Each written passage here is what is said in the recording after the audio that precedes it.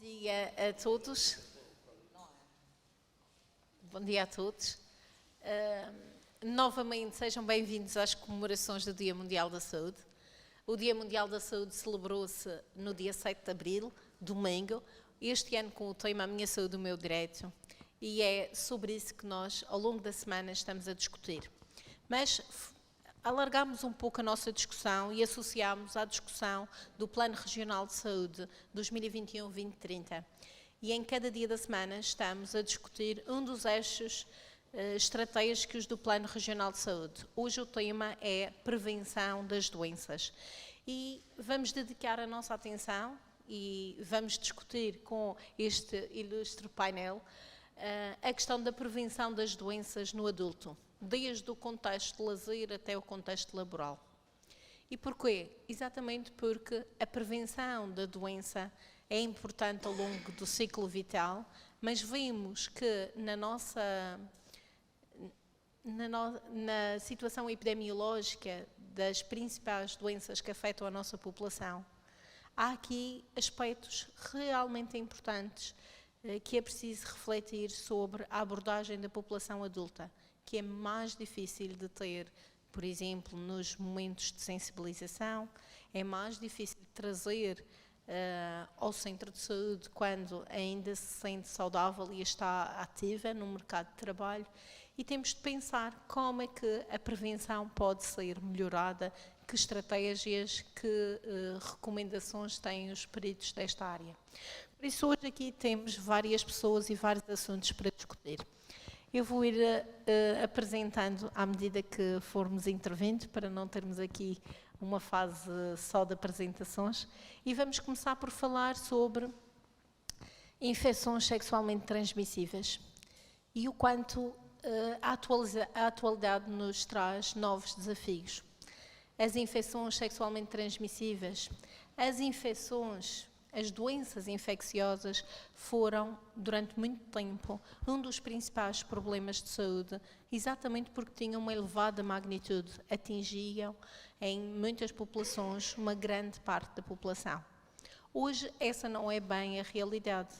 A magnitude destes problemas diminuiu porque, graças ao conhecimento, ao desenvolvimento científico e à prevenção, houve uma diminuição da transmissão das doenças infecciosas e o controle dos fatores que as provocavam é, até hoje, muito importante. Por isso é que muitas destas doenças são doenças controladas, mas com um potencial de risco permanente. Daí que a prevenção vai ser sempre determinante para manter estes problemas controlados. E sobre isso hoje temos aqui a doutora Ana Paula Reis. A doutora Ana Paula Reis é médica especialista com competência na área da infecciologia, diretora do Serviço de Doenças Infecto-Contagiosas do Serviço de Saúde da Região Autónoma da Madeira.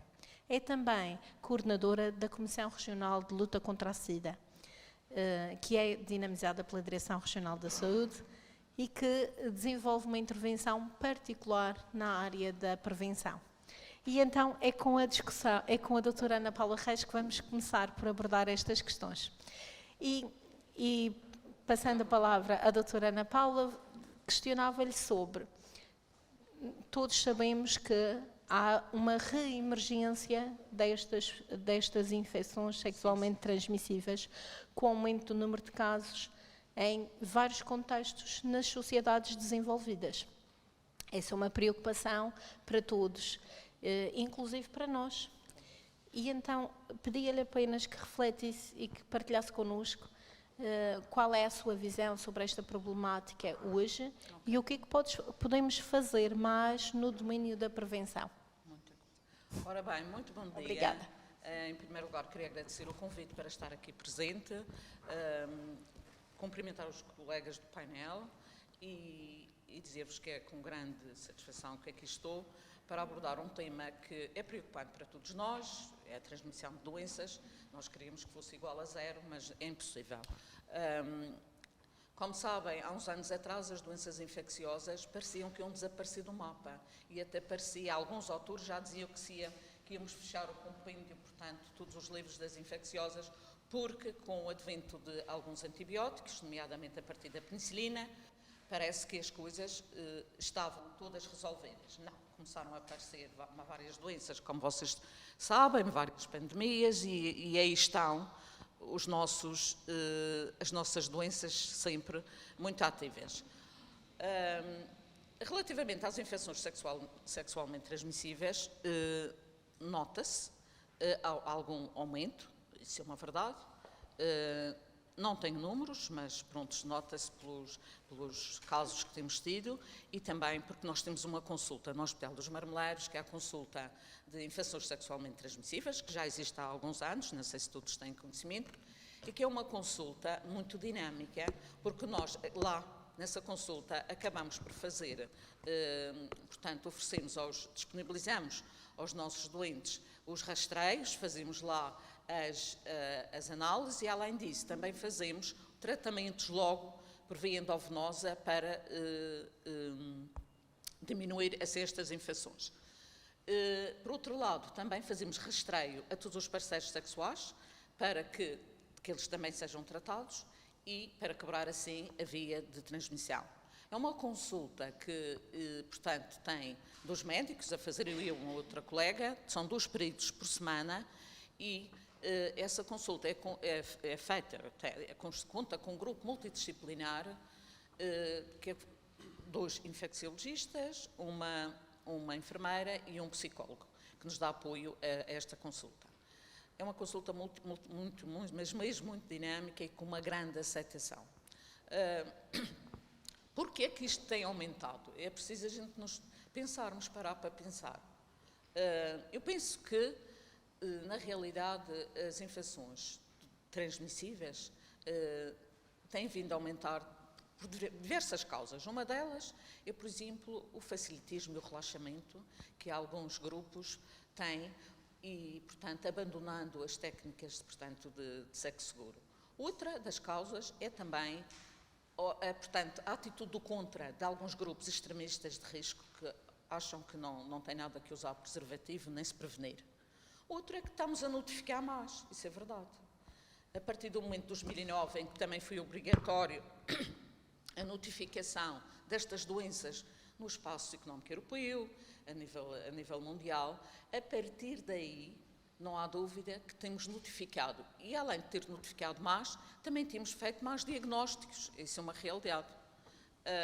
E por isso também um dos aumentos. Outra das situações que é preocupante e que também me diz um bocado de respeito é, embora a gente faça prevenção, e estejamos sempre a insistir no uso do preservativo, uma das situações é os doentes, que não sei se sabem, nós temos uma consulta de profilaxia pré-exposição, chamada a PrEP, e esta consulta é feita também no nosso hospital, é uma consulta obrigatória em todos os hospitais e obedece a uma norma da Direção-Geral da Saúde e da OMS. Portanto, o que é que consiste esta consulta? É oferecer a medicação para que as pessoas, não são todas as pessoas, esta consulta não é aberta às pessoas que nós achamos que têm indicação para fazer. Nesta consulta é fazer medicação para prevenir, portanto, a transmissão desta doença. Esta consulta a medicação é dada pelo nosso hospital, portanto, como estão a ver, é uma sobrecarga, mas em medicamentos. Nós temos tido bons resultados, mas não é qualquer pessoa que obedece a um protocolo da consulta. E o que é que acontece? As pessoas estão-se a prevenir contra o vírus da imunodeficiência humana, mas, por outro lado, deixam de colocar o preservativo, esquecem-se muito de colocar o preservativo. Ora, as outras infecções passam a ser transmitidas e só estamos, sem dúvida, a prevenir a infecção pelo vírus da imunodeficiência humana. Quem é que deve fazer esta profilaxia? São, portanto, as populações suscetíveis, mais vulneráveis, nomeadamente os toxicodependentes, os reclusos, os trabalhadores do sexo e também os doentes, os homens que fazem sexo com homens.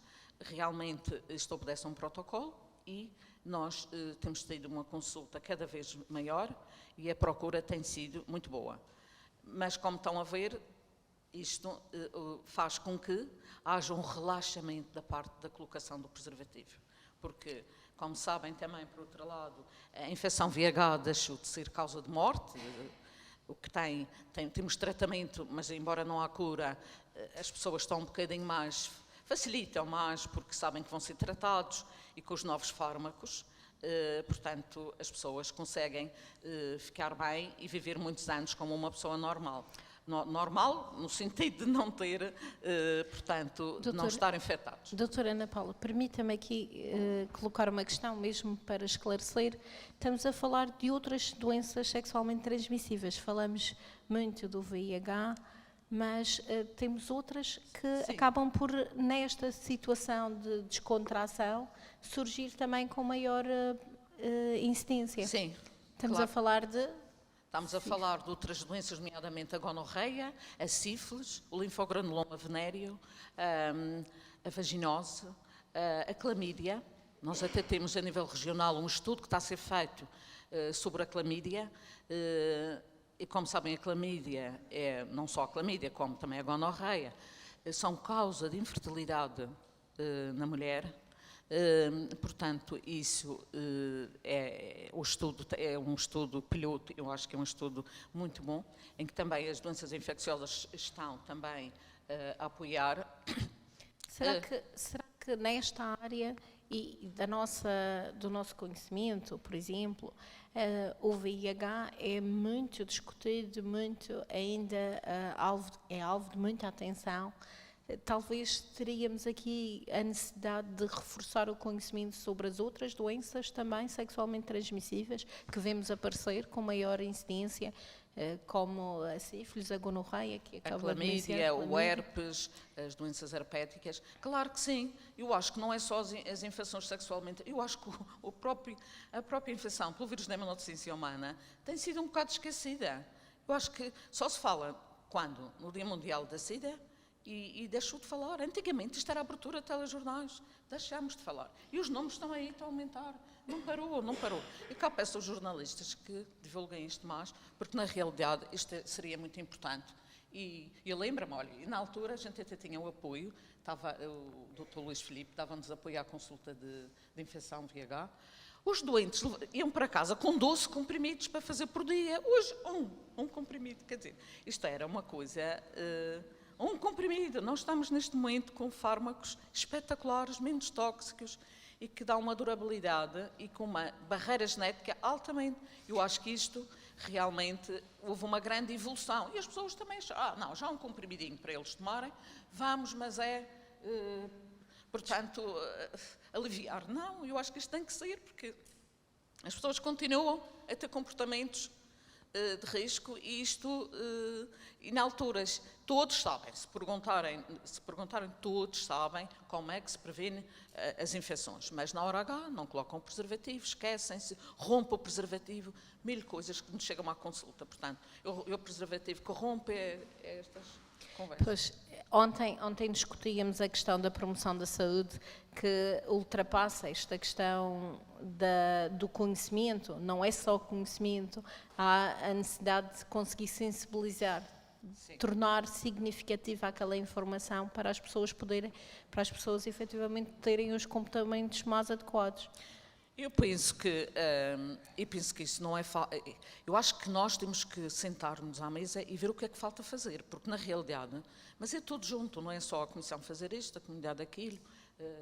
Eu acho que devemos ser todos, porque alguma coisa está a falhar, porque as pessoas dizem que sabem, e então porquê é que não tomam? E os números estão a aparecer, não é? Não se pode dizer que está a zeros, porque não está. E isto é preocupação, mas eu me preocupo. Eu acho que temos que fazer outra maneira de sensibilizar.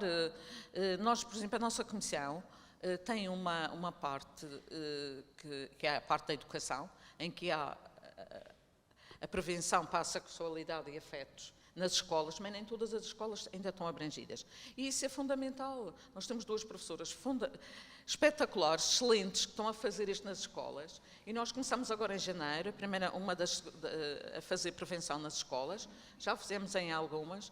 E estamos a tentar, através dos nossos elos de ligação, também divulgar pela ilha toda, para ver se isto se conseguimos, sem dúvida, Se as escolas aderem. se as escolas aderem. Como sabe, não é obrigatório, a minha opinião. Devia de ser obrigatório.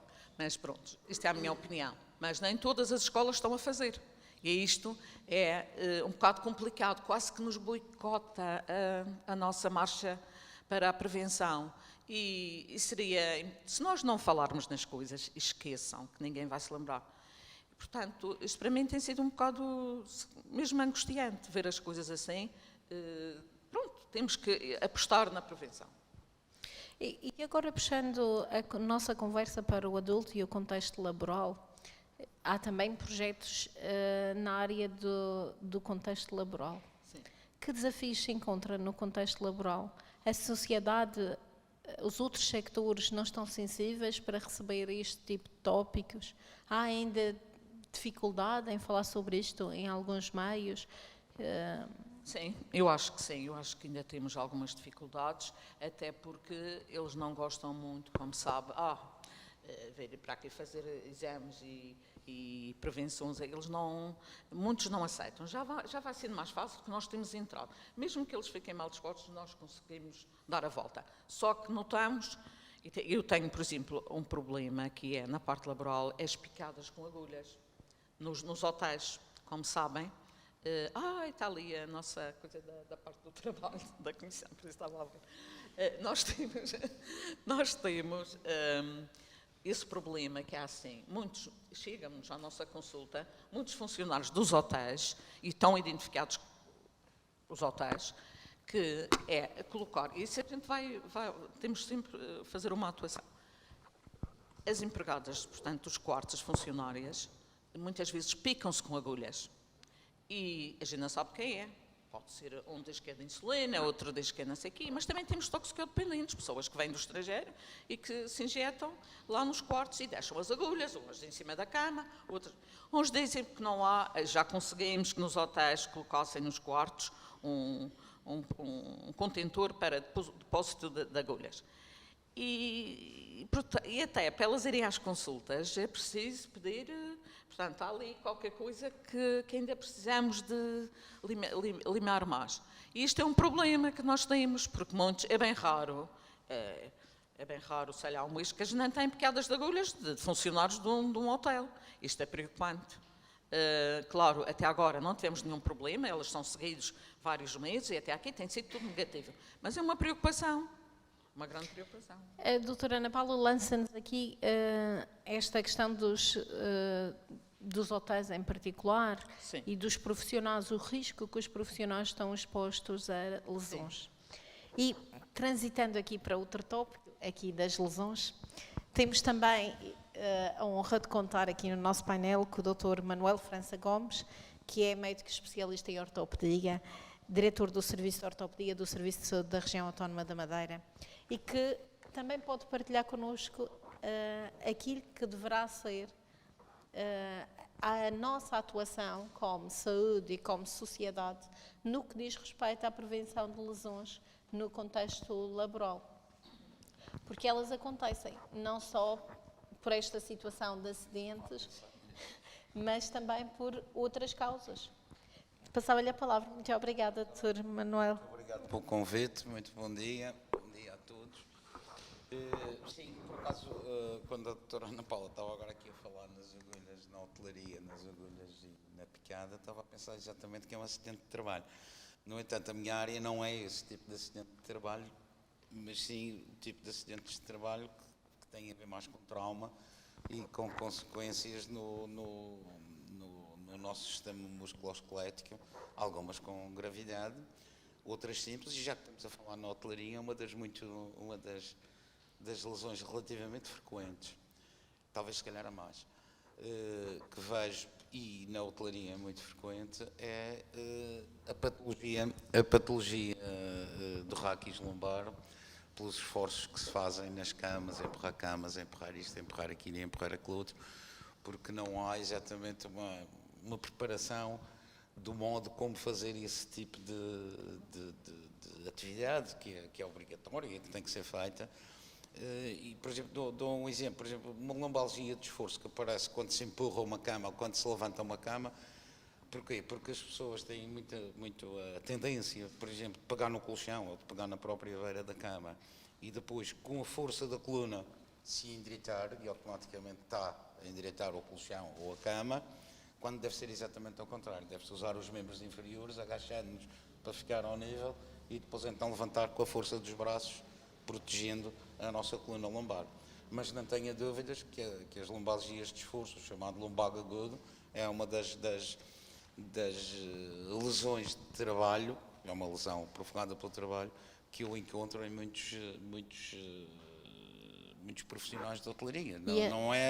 Não é coisa. Em todo o caso, eu gostaria mais de dividir as lesões exatamente como, aliás, me foi proposto, que é a parte do lazer e a parte do trabalho. E são coisas completamente diferentes e todas preveníveis. Todas preveníveis.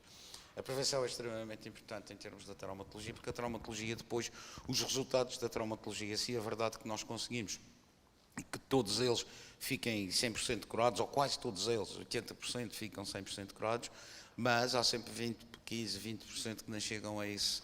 Não conseguimos chegar ao patamar dos 100%, até porque depois há patologias interligadas, nomeadamente a saúde mental, nomeadamente a infecciologia, que a infecciologia, da parte, enquanto ortopedista, é das coisas mais temíveis em termos de ortopedia, depois das neoplasias malignas, é a infecção óssea, porque a infecção óssea é uma situação extremamente grave e perfeitamente ao mesmo nível de uma lesão maligna, que são também extremamente graves no que diz respeito à patologia óssea.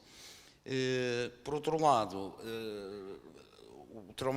os traumatismos, quer sejam de trabalho, quer sejam de lazer, podem levar a problemas de saúde mental, na medida que há indivíduos que perdem a sua capacidade de mobilidade, e estou-me a lembrar, por exemplo, de uma lesão da coluna com paraplegia, por exemplo, e que depois vão também ter problemas de saúde mental, nomeadamente com da idade, tudo isso.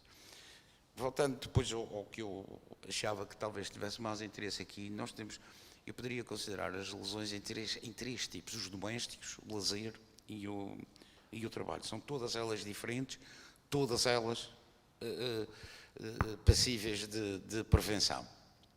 Por exemplo, na minha idade, as lesões domésticas mais frequentes são as quedas, fraturas de colo de fémur. Há muitas maneiras de poder prevenir, não se pode evitar, mas podem-se prevenir.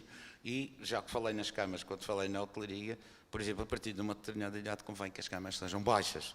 Por exemplo, para quando o idoso, e já sou idoso, quando o idoso se levanta da cama, não ter aquela altura que depois lhe dá a possibilidade, dá-lhe a eventualidade de cair e fazer fratura de colo de fémur. O problema das casas de banho e da alteração das casas de banho, evitar a banheira, fazer os polibãs, para a pessoa poder entrar de pé e não ter que passar à altura da banheira, onde também muito frequentemente se cai. E eu nisso tenho experiência, eu faço urgências uma vez por semana e muitos idosos chegam-nos às 11, à meia-noite, às 2 da manhã, porque deram exatamente uma queda na casa de banho quando foram à casa de banho.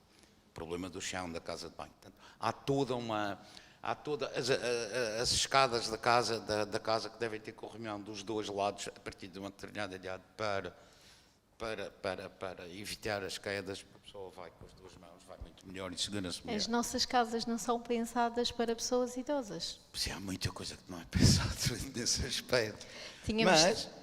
Mas essa é uma questão a refletir, é uma questão porque a nossa que sociedade... pode ser até pelo lado educacional,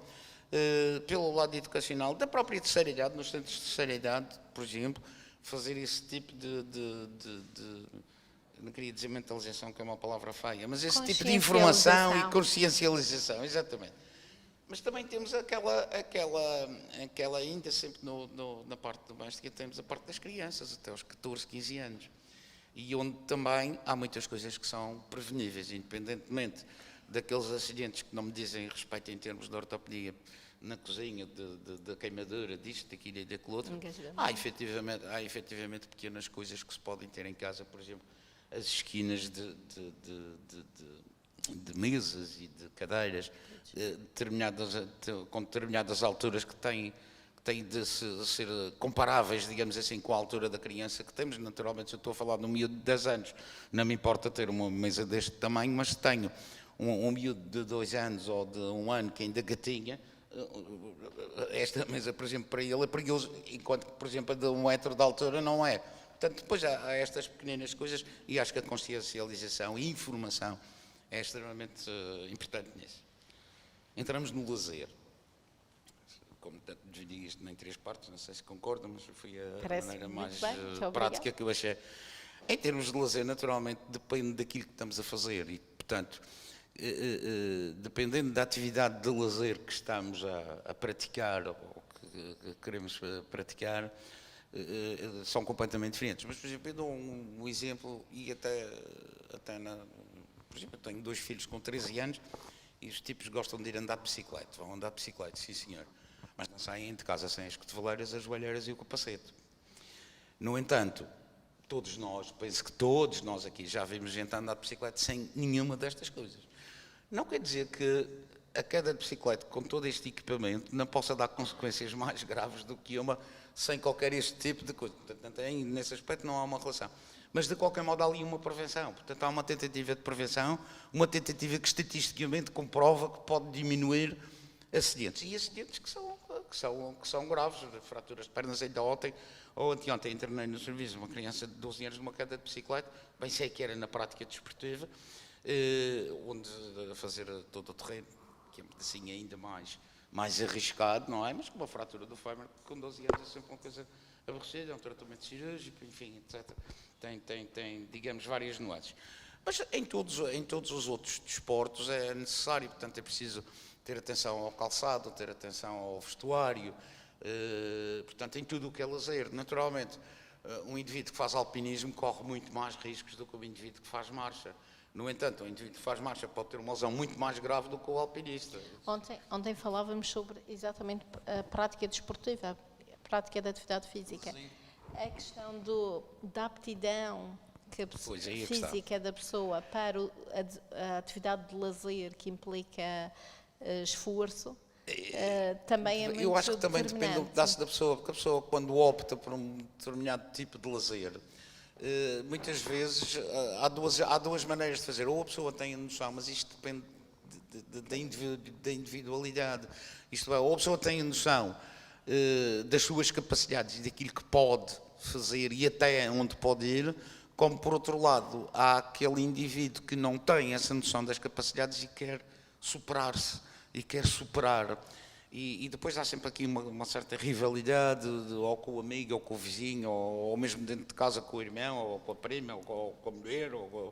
E, portanto, há uma tentativa de superação e esse tipo de competição também leva muitas vezes a que depois a pessoa, ao tentar superar-se e não tendo a noção das capacidades que tem, dá erro. A minha mulher vai todos os dias ao ginásio de manhã, está 1 hora lá a fazer 30 por uma linha. E a minha ginástica é um pedacinho mais de sofá. E é porreira, e sobretudo por causa dos dedos no comando da televisão, para a gente ir vendo o que é que se vê. Se eu fosse fazer o mesmo do que ela, naturalmente, não conseguia. Não conseguia, porque tenho a noção da minha capacidade é ir a pé daqui ao carro e depois fazer o resto de carro. Pronto, cada qual terá, digamos, a noção dos seus limites, não é? E a minha ginástica é aquela que eu já disse de sofá, é bestial. Mas isto levanto mais a sério, portanto peço desculpa deste momento menos saudável, atenção, porque eu também tenho a noção que está sentado no sofá aos 66 anos de idade não é propriamente a coisa mais saudável do mundo, mas enfim. Ontem dizia-nos o professor Rui Ornelas, que aqui esteve na mesa, que pelo menos 10 minutos a andar por dia baixa a mortalidade em 20 a 30%. Por isso, se todos tivermos esse compromisso, já estamos a ajudar. Por isso, 10 minutos. Pronto, está bem. 5 minutos de manhã para ir à cozinha para o pequeno almoço e ir para o carro, mais 5 minutos à hora do almoço para voltar para... Pronto. Isso conta, não conta? É cumulativo. Todos os minutos contam, mas para estes efeitos é preciso, pelo menos, grupos de 10 minutos. Não. Mas uma coisa aqui é relevante. Estes são obstáculos que nós enfrentamos hoje. Ontem Exatamente. falámos sobre isto. Exatamente, eu posso ter assim para o jocoso, mas isto é uma realidade, quer dizer, isto não é... Doutora Ana Paula falou-nos de facilitismo, Isso. de descontração. Doutor França Gomes está-nos a falar também disto. Há aqui, nós Isso, temos uma eu disse isto sociedade de uma muitas maneira- vezes que quer ficar Disse isto de uma confortável. maneira jocosa, mas se formos a pensar, nós não interiorizamos muito isto, e todos rimos, pá, realmente teve piada, mas não. Isto é exatamente o antagonismo daquilo que devemos fazer. E eu sei disso e acho que as pessoas devem ter a noção disso. Aliás, eu gostei muito da palavra que você usou há bocadinho, que é a consciencialização. E isto é uma consciencialização de massas que eu acho que tem que existir e que é no dia a dia. Eu acho, por exemplo, muito mais importante que os nossos órgãos de comunicação social façam pequenos programas a consciencializar as pessoas, e já vi que a doutora Ana Paula concorda comigo, a consciencializar para o problema que ela falou, para os problemas que tu vai falar, para o que eu estou a falar, do que estar, por exemplo, a ouvir futebol desde as 3 da tarde até à 1 da manhã, ou ouvir os comentários do senhor da oposição ter Da escrito ao política. senhor primeiro-ministro durante 5 horas nos canais todos. Quer dizer, isto é uma coisa perfeitamente... Eu acho que isto contribui um pedaço para o embrutecimento da população. Mas isso é outra conversa que não vem aqui para o caso. Não vem aqui para o caso. Vou passar rapidamente para o Dá-nos trabalho. aqui esta nota de que temos de capitalizar os recursos da comunicação social. Completamente. E os Ainda recursos- ontem também falámos disso. Nós temos de capitalizar para conseguir passar a nossa mensagem. Concordam? Porque eu acho que isso é que é extremamente importante. Isso é as mensagens que a gente tem de levar todos para casa, para a Direção Regional Eu, do Sul. por exemplo, e antes de passar à terceira e última, Claro. já agora gostava de dizer, por exemplo, este tipo de reunião que estamos agora aqui a ter, que houve ontem e que vai continuar durante a semana passada, que eu acho que é de um valor inestimável em termos de educação da população. Isto devia ser feito, por exemplo, numa escola grande. Uma escola grande dos alunos todos, ora meninos, hoje, em vez de terem feriado e de irem brincar à bola e não sei o quê, os meninos venham todos para ali, vão ouvir aquilo, vocês vão adormecer, vão se chatear e não sei o quê, mas alguma coisa ia ficar. Isso era importante, não é? Alguma coisa fica, naquelas idades, 12, 13, 14, 15, não todos vão ser assistentes, pelo contrário, calmaria, mas quer dizer... Também sugerir- fazemos dessas Não, a fazer uma iniciativas. sugestão, por exemplo, num próximo ano, fazer isto para as massas. Estas coisas devem ser feitas para as massas, para toda a gente. Naturalmente, cada um de nós, ao sair É só da daqui, próxima. cada um de nós, ao sair daqui, tentará, digamos, disseminar por mais 4 ou 5, e cada um desses 4 ou 5 por mais 4 ou 5, e depois a coisa vai... Mas acho que isto que tinha piada fazer uma coisa destas assim, olho, por exemplo, ir para a Horácio, entrar pela Horácio dentro, e em vez de verem carros de rally como viram ontem, iam aturar a gente durante um pedacinho, pá, e a malta falava e tal, e era bom para Está a canalha. combinado, doutor. Era bom para a canalha, Já era bom está para a canalha. combinado. E nós aprendemos às vezes coisas com eles. Finalmente, a parte dos acidentes de trabalho. Os acidentes de trabalho podem, praticamente todos, ser prevenidos. Só que são específicos em cada profissão. Há legislação sobre prevenção de acidentes de trabalho.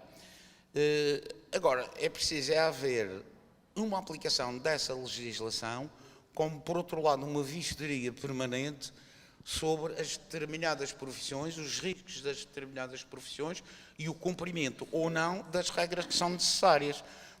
Todos nós, qualquer um de nós já foi com certeza a um armazém, sei lá, de caixa de carry, ou um armazém de vinhos, ou um armazém de eletrodomésticos. E se repararem nos funcionários que lá estão, grande parte deles, se calhar, não vai estar com os sapatos protegidos de coisa. Grande parte deles não vai estar com a proteção de um barrete, sobretudo se tiverem coisas altas que lhes podem cair em cima da cabeça e que precisam ter um capacete. E nós sabemos que esse facilitismo é brutal e acho que é universal, deixe-me dizer assim. Porque devem concordar comigo que não vem ninguém com esse tipo de proteções. Naturalmente, depois temos, por exemplo, a construção civil, onde temos a maior parte dos acidentes de trabalho, normalmente bastante graves, como calculam e como sabem. Mas também há tipos de prevenção para isso, porque Eu nunca tive num andaime, porque tenho vertigens e bastantes, mas se um andaime for bem feito, praticamente é impossível seguir dali. Praticamente é impossível seguir dali. Fica um corredor, tal e qual como o corredor do lado de dentro do prédio que se está a fazer. O problema é que, se repararem em grande parte dos andaimes que se vê aí, no meio da cidade e mesmo fora aliás, no meio das cidades, e se repararem, não têm as proteções completas de laterais, de proteção do próprio chão. Às vezes são chão improvisado com tábuas umas ao pé das outras, em que o indivíduo põe lá o pé, a tábua salta e lá vai o indivíduo. Se estiver no primeiro andar está cheio de sorte, mas se não tiver, uma chatice. Portanto, cada profissão tem os seus riscos, e cada profissão tem especificidades de atitudes de prevenção. Até o próprio polícia tem, digamos, cuidados de prevenção para o exercício da sua profissão. O que ele não está muitas vezes protegido é legalmente. Dá tiro no bandido e ele é que vai preso. Mas isso é outra conversa que não vem para aqui. Esta questão dos acidentes tem efetivamente uma importância muito grande, porque refletem-se, por exemplo, nas principais causas de morte na idade adulta, particularmente nos homens. Tem um impacto muito grande. A verdade é que há outra coisa que é preciso não esquecer e que se mete nisto. Não é bem acidente de trabalho, mas será eventualmente acidente de lazer, ou uma das duas coisas. Por exemplo, motas. Eu, enquanto ortopedista, adoro motas, como calculará. De tal modo que sempre disse que nunca vou para o desemprego enquanto houver motas. Quando deixar de haver motas, aí já posso correr o risco de desemprego. Basta ver todos os dias, no trabalho, ver, por exemplo, os meninos das peças e das golfos e não sei o quê, ultrapassar pela direita e passam à frente, e depois a gente está no vermelho e eles põem-se assim atravessados à nossa frente, a gente quer arrancar e não tem hipótese, que se não passa por cima deles. Isto é falta de prevenção. É falta de prevenção, porque um patrão que possa ver uma coisa destas diz: menino, vai-te embora, procura outro sítio. São estas coisas que têm que ser feitas. Quer dizer, eu não sei se a PISA vai arrefecer, se não vai arrefecer, mas eles não têm nada que fazer aquilo, e aqui não é uma falta de respeito. E, portanto, isto até é um misto de lazer, trabalho, porque também é o trabalho deles, tem que reconhecer, mas tem que haver algum respeito, e tem que haver, sobretudo, respeito por eles e respeito pelos outros, que é uma coisa que às vezes não há. Cá está à volta outra vez a consciencialização, que não tem propriamente a ver agora com o tema daqui da questão, mas é a consciencialização das massas, porque senão a sociedade, o que acontece é que se começa a dar-se um retrocesso civilizacional em tudo isto, porque cada país, cada lugar em cada país, e cada país no continente onde está tem as suas tradições, tem a sua maneira de ser, tem todo um historial de séculos que está para trás de nós. E se nós começarmos a entrar nisto, perdoem-me o termo, à balda, se não houver a consciencialização, se não houver a informação do nosso passado, da nossa história, daquilo que fomos, daquilo que devemos continuar a ser, não sei, não vai ser para o nosso tempo, penso eu, mas daqui a 100 anos, como é que vai ser, não é? Como é que as pessoas vão interpretar? Acho que isto se inclui neste tema de prevenção de acidentes, porque a prevenção dos acidentes tem exatamente a ver com uma parte da consciencialização das pessoas, das massas e da população. Muito obrigada, Dr. França Gomes. É para aí, é para o doutor, é para ele. Aqui, esta questão, muito importante, duas notas sobre aquilo que nos disse o Dr. França Gomes, seria muito importante consciencializar, mas ao mesmo tempo falou sobre monitorizar, fiscalizar. E nós temos o exemplo da aviação, que já foi das áreas onde maior número de acidentes acontecia com muita gravidade, e os processos obrigatórios de garantia de qualidade em todas as etapas fizeram com que seja, neste momento, das áreas mais seguras. São um exemplo que, estatisticamente, é um exemplo com números que nos dizem que, se criarmos regras, cumprirmos as regras, fiscalizarmos e valorizarmos esse aspecto, o investimento tem retorno. E então trazemos aqui uma nota. Passando de seguida para, ainda pensando nesta população, já foi aqui mencionado quanto a relação entre outras problemáticas que afetam a saúde das pessoas tem com a saúde mental. Passava aqui a palavra ao Dr. Luís Filipe. Dr. Luís Filipe é um reconhecido psiquiatra, é diretor clínico da Casa de Saúde de São João de Deus e da Casa de Saúde de Câmara Pestana e tem muita experiência. E há dias conversávamos nós para um grupo de jovens na Ribeira Brava e o Dr. Luís Filipe dizia-nos hoje, nesse dia, que hoje não se sabia bem o que eram cada uma das doenças mentais porque muitas coisas mudaram. E eu fiquei a pensar, efetivamente, que essa é uma visão que nós precisamos ouvir e perceber, porque realmente há muitos fatores a influenciar a saúde mental das pessoas que se revertem em problemas do foro mental que hoje também são diferentes daqueles que toda a gente conhecia e que se discutiu durante muitos anos, sucessivamente, doenças específicas na área da saúde mental. Hoje as problemáticas são outras. Então, que problemáticas temos hoje? Que preocupações, Dr. Luís Filipe? Bom dia pelo convite, é sempre um prazer. Obrigado a todos por conversarem connosco. Pai, só é uma pergunta complicada. Eu adoro estas conversas, porque não sei nada e não consigo explicar e ninguém vai sair daqui com ideia nenhuma. E a pegar, se não te importas, que a Paula dizia que isto é uma coisa que o Nelson sabe, que eu já defendo há uma carrada de anos. A Paula trabalha há uma carrada de anos com a SIDA, cada vez há mais SIDA. Eu trabalho há uma carrada de anos com doença mental, cada vez há mais doença mental. O Nelson trabalha há uma carrada de anos na droga, cada vez há mais droga. Falei, não sei o que é, podes-me perguntar, eu não sei responder. Às tantas, provavelmente, é um misto de tudo. E acho que nós estamos a fazer as coisas de uma forma, acho eu, errada. Há muito tempo, também não me perguntes, eu estou aqui mais para te fazer perguntas ou fazer perguntas e para conversarmos todos juntos, porque dá explicações, seja o que for. Vou dar, por exemplo, um exemplo. Nós fazemos seguros, temos seguros da casa, do carro, de saúde, mas depois quando é a saúde mental a gente mete lá, diz que nunca teve, nem sabe quem é que teve, nem nunca há de ter. A saúde mental é só, ou a doença mental é só para os outros. Depois aquelas pessoas dizem, eu ando a comer mal, tenho que fazer umas dietas e não sei o quê, mas a comida saudável é mais cara do que a comida avulsa. Se eu vou comprar umas verdurinhas ou comer o hambúrguer sai mais barato. Depois o Nelson chateia a gente e diz, tu não podes beber cerveja, não podes beber isto, não podes beber aquilo.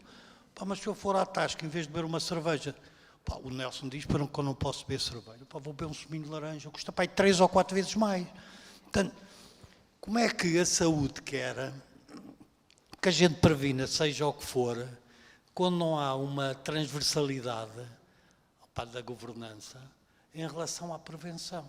Porque depois, quando falamos em custos, normalmente só falamos em custos diretos da doença. E então a saúde diz que eu não posso beber, mas a economia vai ganhar dinheiro com a cerveja que eu bebo. Depois a saúde diz que a doença é cara, que temos de ter cuidado nos tratamentos, porque estamos a gastar muito dinheiro com determinados tratamentos, nomeadamente, por exemplo, a ansiedade e a depressão. Houve aí uma altura que se dizia que se gastava muito dinheiro. Mas depois toda a economia ou as finanças, ou seja o que for, esquece sempre dos custos indiretos de nós ficarmos doentes.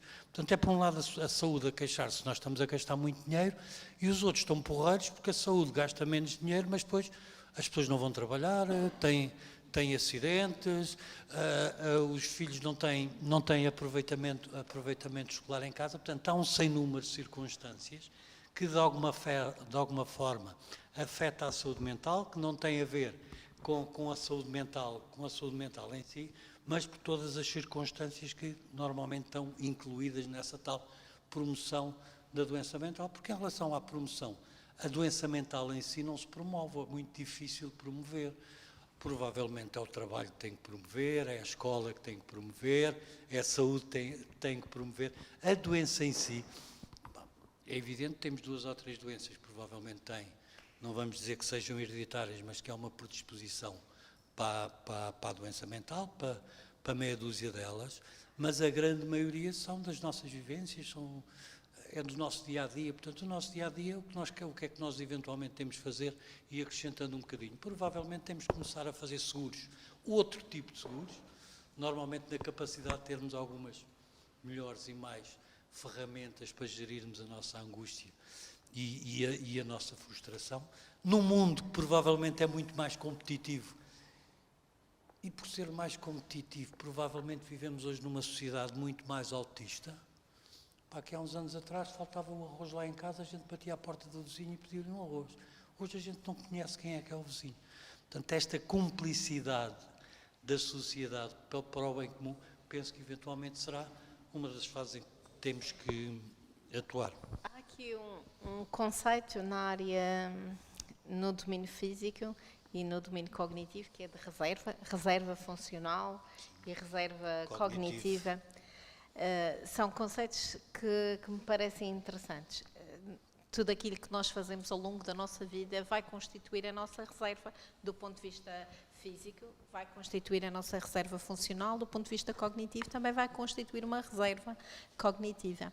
Depois, perante alguma circunstância de crise ou um problema de saúde, a nossa reserva vai ser muito importante para recuperarmos. Isto é importante no que diz respeito, por exemplo, à ortopedia. Quem tem um problema de saúde, se tem uma boa reserva funcional, trabalhou, fez atividade física, recupera muito melhor do que alguém que não. Cognitivamente também. Este é um conceito que faz sentido do ponto de vista mental. Consegue-se constituir reserva ao longo da vida? Eu também vou responder que eu não sei. Isto é para refletirmos. Eu também não sei. E não sei porquê. Repara uma coisa. Na minha idade, provavelmente, os miúdos não andavam de aparelho. Hoje todos os miúdos usam aparelho. E porquê é que eles usam aparelho? Porque a nossa boca, a nossa cara está a ficar mais pequena. Não temos capacidade bucal para meter tantos dentes. Portanto, isso é uma evolução que nós estamos a ter. As mulheres, provavelmente, vão cada vez ter muito mais cesarianas de uma forma continuada, porque a bacia cada vez está mais estreita. Portanto, provavelmente vai haver mais cesariana. Isto para dar 2 exemplos, eventualmente, dessa reserva cognitiva. O que é que a gente sabe? Teoricamente, e até há 10 anos, quando apareceram as globalizações e as coisas, o que é que a gente sabe? Tudo o que a gente vai aprendendo, tudo o que a gente vai funcionando em termos intelectuais, vamos armazenando. Por isso é que às tantas, na minha altura, era importante a gente saber os rios todos, os afluentes e as estações e não sei o quê. Toda a gente testava, mas exercitava a nossa cabeça para um determinado funcionamento, que capacitava mais para essa reserva cognitiva. Isto há muitos anos atrás. Mas depois, entretanto, a gente sabe que hoje, se eu agarrar no telemóvel para mandar uma mensagem, eu agora, para a minha reserva cognitiva, eu já começo a mandar a mensagem com as 2 mãos. Mas enquanto eu tenho que fazer um esforço para mandar com as 2 mãos, o miúdo só faz com uma. Eu faço com uma e eles fazem com as 2. Porque o nosso cérebro está a funcionar de uma forma diferente. As conexões cerebrais hoje são diferentes daquilo que eram há 20 anos atrás. Isto para dizer que quando tu me falas em reserva, com esta globalização toda da informação e com este acesso aos meios, para além de entrar ali no Nelson, altera o nosso funcionamento cognitivo. E parece que este tipo de reserva cognitiva não é tão duradoura do que aquela que era feita, vamos chamar, pelos métodos tradicionais. Porque também afeta a dúvida que é essa reserva, se é pelos métodos ou pela nossa capacidade. Porque eu funcionava só de um lado para o outro, e eles hoje funcionam articuladamente pelos 2. Muito parecido com o funcionamento das mulheres.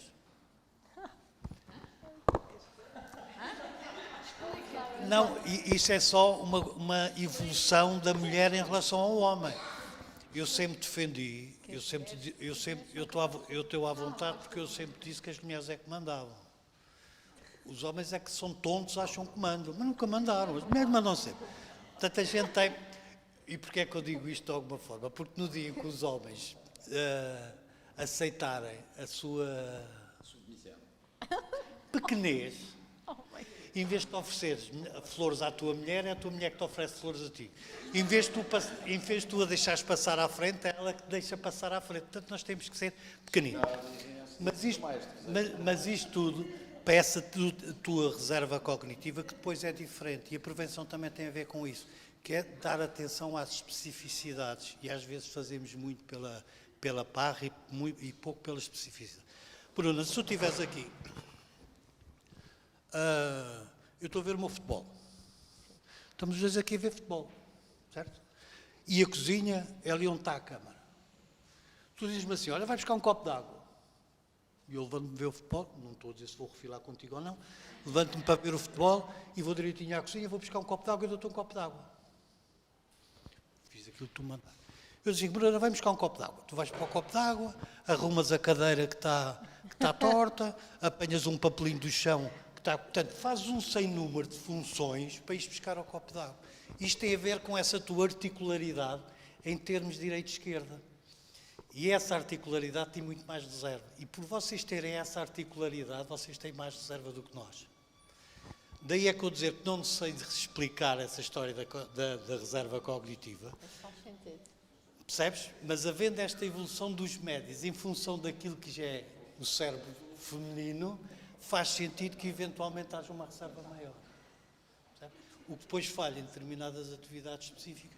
Mas isto só para experimentar, para tentar explicar aquilo que eu não sei, em reserva à reserva... E com as reflexões que nós aprendemos. Muito bem. Mas entrou aqui na questão do género, e independentemente das questões de género, o género sempre foi um fator diferenciador na saúde mental. E o Dr. Luís Filipe trabalha com as duas populações. Hoje, os problemas mentais, a manifestação destas problemáticas continua a ser diferente nos homens e mulheres, ou, independentemente do que possa-se discutir no contexto social ou das aptidões, esta diferença entre homens e mulheres tem-se esbatido nas problemáticas da saúde mental? Sempre houve. Normalmente os homens têm uma perturbação mais, como é que eu te digo? Mais psicótica, vamos chamar isso. As mulheres obsessivas. Mais reativa, mais de comportamento. As mulheres também muito mais o afeto. Tudo aquilo que é afeto é muito mais a mulher. Tudo aquilo que é...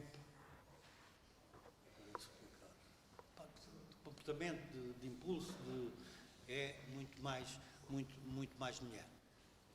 Também por isso, a história das dependências e do Nelson também está um bocado associada a isso. Com exceção, eventualmente, do álcool, que é um fenómeno que ainda não se sabe muito bem. Porque durante muito tempo havia muito mais homens do que mulheres. Hoje as coisas têm tendências a se equilibrarem, porque hoje já a permissividade da mulher dizer que também bebe, que também coisa, é maior. Pronto. E aí voltamos também, queria introduzir a história dos média, são extremamente importantes na prevenção e na saúde mental, em particular, porque entram num aspecto que eu acho extremamente importante para isto, que é o esclarecimento das doenças, o conhecimento das doenças. E no caso, por exemplo, das mulheres e da depressão em particular, durante muito tempo as pessoas que estavam deprimidas achavam que eram fracas, que não eram capazes, que não tinham capacidade. Isso, portanto, ninguém as percebia, ninguém as entendia. O esforço para ir trabalhar de manhã, o esforço para tratar dos filhos, eram criticados pelo outro porque eram coisas que não eram conhecidas. Hoje as pessoas já sabem que isso é doença, hoje as pessoas já sabem que é um esforço, que não tem a ver com a vontade, não tem a ver com serem preguiçosos ou não quererem fazer. Portanto, tudo isso que é afeto é muito mais de preponderância feminina do que masculino. Mas também é giro que é numa fase da nossa vida. aí até aos 50, 60 anos, porque aí a partir dos 50, 60, 60 e tal anos, depois as coisas tendem a se aproximar. Parece que os homens com a idade vão ficando mais babosos, entre aspas. Não sei se é verdade, se é mentira. A maturidade. Não sei se terá a ver com... Mas pronto, acho que ficamos todos muito mais babosos. Na região, eu continuo a defender que na região, para além da doença, da doença mental, propriamente dita, aquela doença mental pesada, temos problemas das dependências, sempre tivemos. Era normal que nestas novas drogas também tivéssemos, porque temos um problema crónico do álcool. Vivemos uma cultura permissiva em relação ao álcool, mas isso o Nelson sabe mais do que eu. E agora começa, quando tu falavas na doença das mulheres e dos homens, começa a haver já uma preponderância maior das mulheres a quererem tratamento. Parece que também o tipo de doença, de consequência dos consumos nas mulheres é diferente dos homens. Já sabemos que os homens, por exemplo, têm expressões diferentes dos próprios consumos. Há homens, por exemplo, que ficam com problemas de cabeça se consumirem, há outros do fígado, há outros do pâncreas, há outros do coração. Não sabemos bem porque é que é. Às vezes parece que tem a ver com a qualidade do vinho ou da bebida que se bebe. Outros dizem que tem a ver com a forma como se bebe, se é de uma forma continuada, se é só ao fim de semana, se é só coisa. Agora, parece que as mulheres demoram mais tempo a terem consequências que não cerebrais por causa do consumo do álcool. Mas para nós, enquanto que também estas novas drogas, ainda estamos todos a aprender com estas novas drogas, também com o álcool nas mulheres também ainda estamos a aprender, portanto é um fenómeno, vamos não dizer recente, mas muito mais recente do que dos homens. O álcool é uma questão que nos preocupa muito. Se formos analisar as principais problemáticas que afetam a saúde da nossa população, temos uma grande incidência de doenças causadas pelo consumo do álcool, que estão associadas e há evidência científica que comprovam. E efetivamente falou aqui de um contexto social e cultural que é específico. Em prevenção,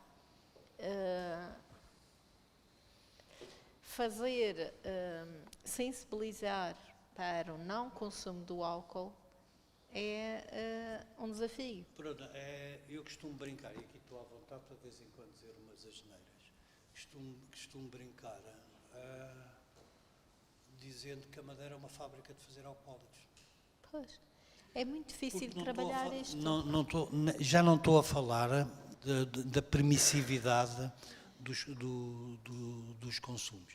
Estou a falar mesmo sobre o ponto de vista genético. Sabemos que há uma descendência genética 4 vezes maior do que aquela daqueles que não bebem.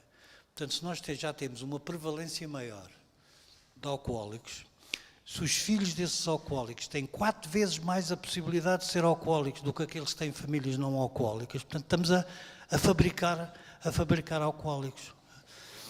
Portanto, quando me dizem que é difícil combater o alcoolismo e cada vez há mais e cada vez...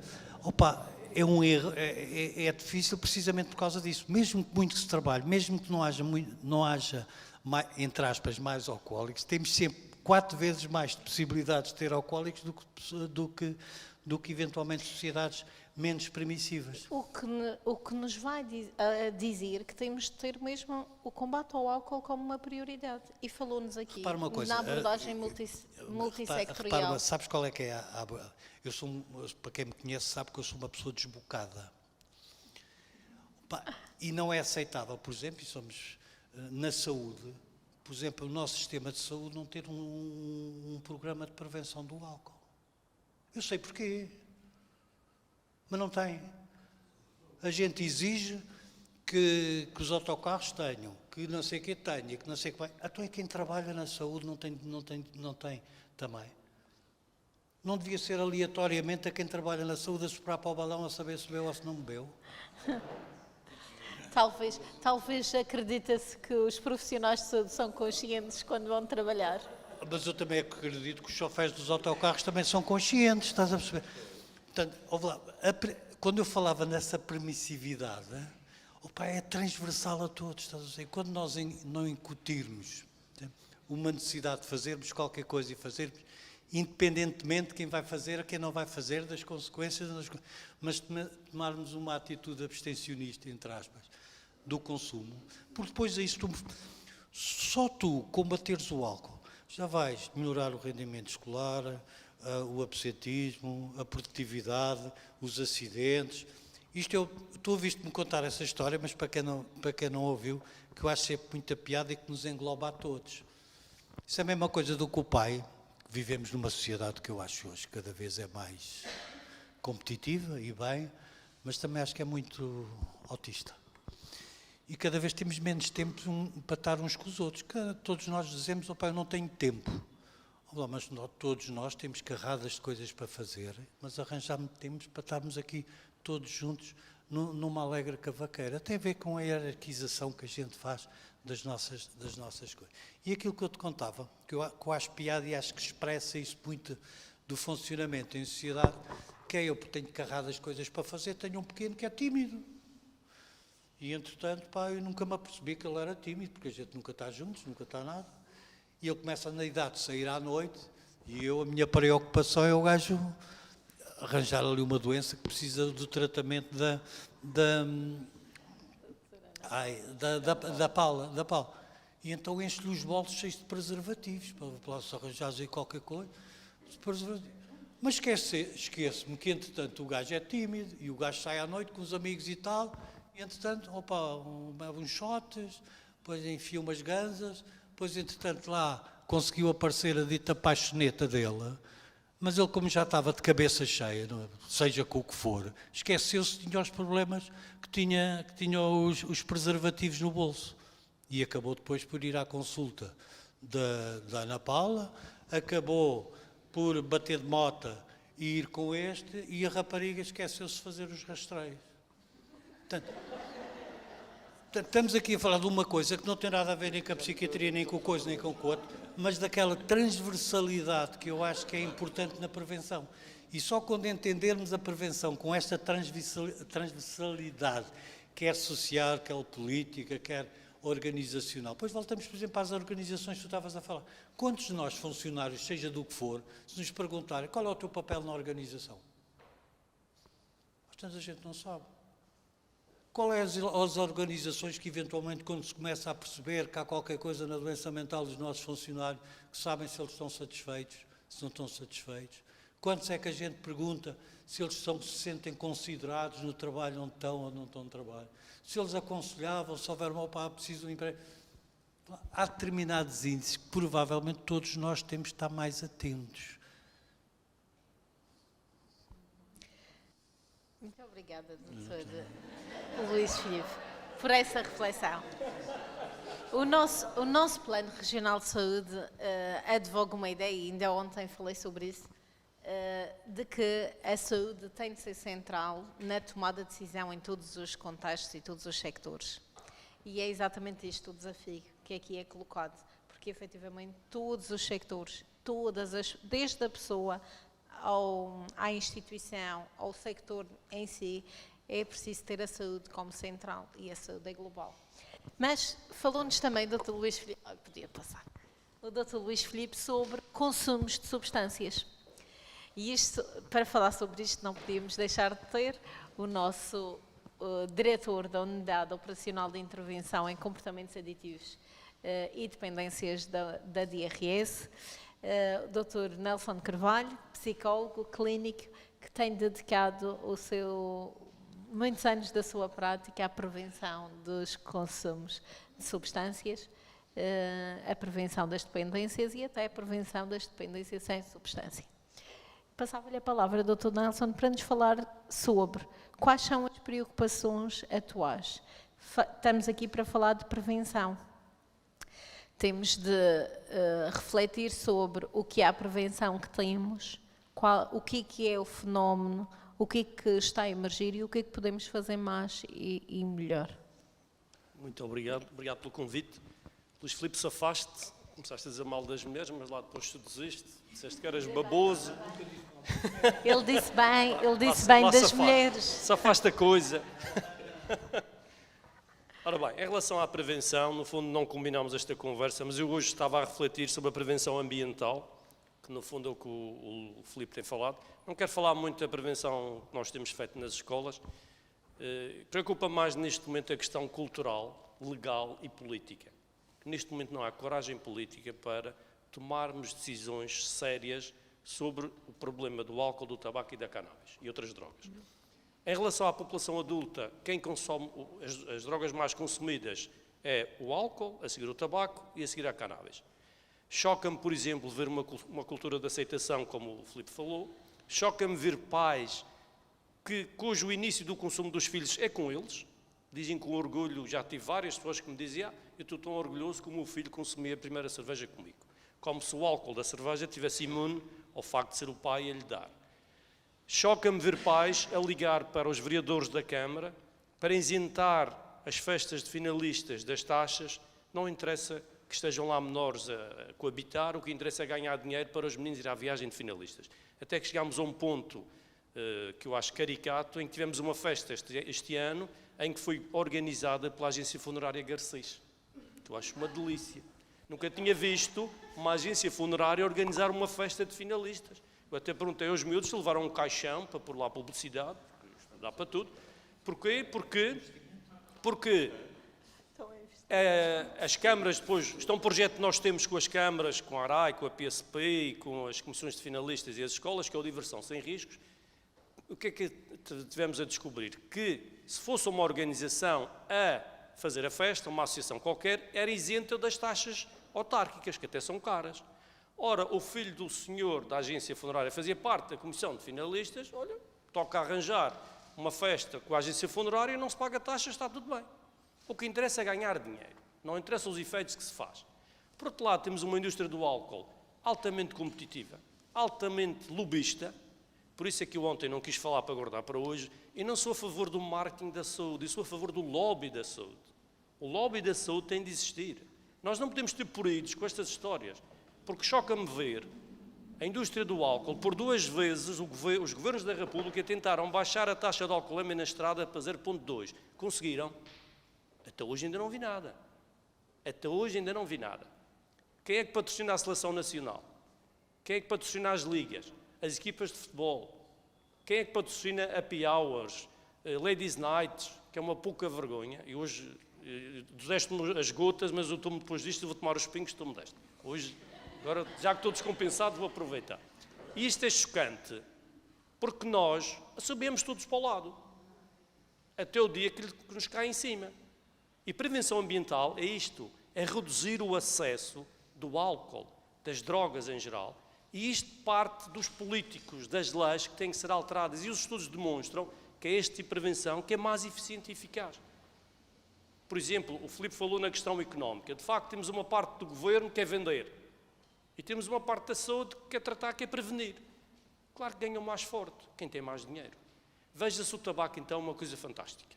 A Philip Morris anda desde 2016 a dizer que quer acabar, quer ter um mundo sem cigarros. E quando li aquilo pensei, estes gajos são choninhas ou então são uma Teresa de Calcutá. O problema, como diz o outro, é que o diabo está nos detalhes. O que é que eles querem? Querem acabar o cigarro, mas querem desenvolver produtos que eles não consideram cigarro como o cigarro eletrónico e aquecido, que não produz fumo e combustão. Ao ponto de, neste momento, há uma situação caricata que é, eles acham que as pessoas que deixam de fumar cigarro clássico, passam para o cigarro aquecido ou eletrónico, não devem ser considerados fumadores. Então o que é que são considerados? Vapeadores. E este vapeador é um conceito que entrou na sociedade, que é fixe, é cool, é porreiro, pai, estou aqui a baforar, estou aqui a vapear, isto é fino. E conseguiram implementar este conceito e está a acabar o cigarro clássico em detrimento destes novos dispositivos. Eu uma vez tive um senhor da tabaqueira no meu gabinete, pai, há uns 6 ou 7 anos, que me garantia que os estudos da tabaqueira, 95% dos problemas do tabaco desaparecem com o cigarro aquecido. Eu próprio senti-me tentado a consumir, porque aquilo devia ser tão bom, é que 95% do cigarro do problema desaparece. Que eu acho uma delícia. Depois, o que é a OMS descobriu? Que estes senhores do tabaco gastam $1 milhão por dia a fazer publicidade para viciar crianças e jovens em cigarros eletrónicos e aquecidos. E, no fundo, eu achei piada o que o senhor da OMS diz, é para substituir os doentes que morrem anualmente, que são 8,1 milhões de pessoas que morrem anualmente por causa do tabaco, morrem prematuramente, eles têm que estar sempre a substituir por outros. E quem são os mais frágeis? As crianças e os jovens. Depois temos aqui outra coisa que eu achei deliciosa, que a Philip Morris comprou, em 2021, uma empresa farmacêutica, pela modo que a quantia de 700 milhões de euros, na Dinamarca, que produz pastilhas de nicotina. Ou seja, eles já produzem medicamentos para a reposição do nível de nicotina no sangue. Ou seja, eles já fazem a festa toda. E cá para mim estou incrível que eles ainda vão arranjar cangalheiros para aí e vão patrocinar também. Já faltou mais ter o carimbo, a chancela da agência funerária. E andamos todos a subir para o lado e estes senhores andam a manobrar-nos e é muito difícil fazer a prevenção desta forma. É muito difícil, depois vemos políticos, muitas vezes médicos, profissionais de saúde e deputados a dizer não há problema nenhum, há de assistir a um congresso em que uma senhora, uma investigadora de renome nacional, dizia que o cigarro a caída era muito bom, que os 95% dos problemas do tabaco desapareciam. E eu fiquei arrepiado. Agora, quem somos nós? Uma equipa da Direção-Geral de Saúde, que vai às escolas, vai ao trabalho, vai não sei quanto, e vem um deputado que é médico dizer isto, o que é que eles vão pensar? É que estes totós, o que é que percebem disto? Aquele senhor é que sabe, que ele é deputado, ele é médico, ele é inteligente, ele é bom. E combater isto é muito complicado. Temos um novo desafio que é a cannabis. Hoje demos para dizer mal da indústria, mas a cannabis, que não sei se sabem, no dia 1 de abril foi legalizada na Alemanha, para fins recreativos. Ou seja, na Alemanha, que está a utilizar o modelo catalão, em que se quiserem se associar a um clube, podem comprar até 50 gramas mensalmente de cannabis ou podem ter em vossa casa até 3 plantinhas. Portanto, que eu acho fantástico, mas descansem que mais dia menos dia em Portugal vai ser igual. É uma questão de tempo. Como é que estes senhores entram aqui nas lojas de cânhamo e nas farmácias? Felizmente o Infarmed mandou retirar tudo o que é cosmética com CBD, porque eu há dias fui à farmácia até, como é que se chama isso? Agora falta uma palavra. Era qualquer coisa, lubrificante vaginal de cannabis. Não sei se as pessoas querem psicotizar as vaginas desta gente, não faço ideia. Não faço ideia, estou a ficar preocupado. De cannabis, mas é de cannabis, que assim é uma delícia. É bonito, pá, é fantástico. Não sei se elas depois começavam a falar, não sei, não faço ideia. Portanto, não sei, estão quase para si como ginecologista, mas assim é uma delícia. E depois temos produtos, bolachas, cervejas e por aí adiante. Há pessoas que estão a fazer óleos de CBD para cancro, quando a evidência científica não demonstra nada disso. O CBD, a única evidência científica que tem é para 3 tipos de epilepsia refratárias, mas como medicamento de fim de linha. No entanto, há pessoas a comprar isto. Isto baixa a percepção do risco dos jovens, que depois acham que podem consumir também as ganzas na rua, que é cannabis e não há problema nenhum. Para agravar o problema, há uns anos atrás, havia um deputado, por acaso era do PSD, acho que é virologista, Batista Leite, que tem a lata de dizer no Parlamento que é a favor da legalização da cannabis e deve ser distribuída nas farmácias a partir dos 18 anos. Bem, eu fiquei estarrecido. Um médico dizer isto, eu fiquei estarrecido. Eu pensei, bem, e agora? Como é que se vai descalçar a bota? E aqui é o grande desafio. Portanto, e andamos todos, e temos um novo fenómeno, que não é assim tão novo, que é a Santa Casa da Misericórdia, que também de misericordiosa tem pouco. Porque, ao contrário, o Luís Filipe falou aqui na questão dos homens nas dependências, na raspadinha, a mulher é superior ao homem. A raspadinha é só o segundo jogo que dá mais dinheiro à Santa Casa da Misericórdia. Dá 1,5 mil milhões de euros brutos por ano, 4,4 milhões por dia. E quem é que gasta? As pessoas menos desfavorecidas. No fundo, a Santa Casa vai dando o dinheiro e recebe de volta outra vez o dinheiro desta gente. Portanto, e é com isto que temos que trabalhar e com uma situação também interessante que é, eu há dias vi um jogo novo que eles têm, que é o Eurodreams. E é um código da publicidade que diz que não se pode estimular o dinheiro fácil. E eu, como cidadão, mandei uma reclamação a um serviço que se chama Serviço de Inspeção de Jogos. Qual é o meu espanto? Quem é que controla os jogos da Santa Casa? A Santa Casa. É fantástico, não é? A Santa Casa regula-se a si própria. É lindo. Estão a ver o que é. Portanto, o pirómano é o bombeiro da casa. É giro. E depois o departamento jurídico mandou uma resposta porque em vez de ser foi uma palavra que eles alteraram, e é o suficiente para iludir a publicidade. E andamos todos felizes e contentes. A Santa Casa vai dando dinheiro, vai fazendo algumas asneiras no Brasil, depois se calhar nós é que vamos ter de pagar, mas isso é outra história. E vamos andando nisto tudo. E vamos apanhando com esta indústria, com estes lobbies todos, e não há coragem política para tomar uma decisão, para restringir o acesso. Porquê é que a aviação funciona bem? Porque há uma checklist, não há bébias, não há brincadeiras, nem pode haver brincadeiras. E no que concerne os comportamentos aditivos e dependências tem de ser igual, porque só assim é que se vai conseguir diminuir significativamente este fenómeno. Porque veja-se o que aconteceu da questão da alteração da lei da droga, que foi uma pouca vergonha. Nós só pedimos a equiparação das novas drogas às clássicas. O que é que fizeram? Em Portugal, atualmente, independentemente da quantidade, pode ser um indício que não é para o seu consumo. Ou seja, eu posso ter 100, 200, 300 gramas de cocaína. Se eu provar em tribunal que é para o meu consumo, eu vou para casa e não me acontece nada. Isto o que é? Isto é dar de mão beijada aos traficantes manobra, capacidade de andar a vender.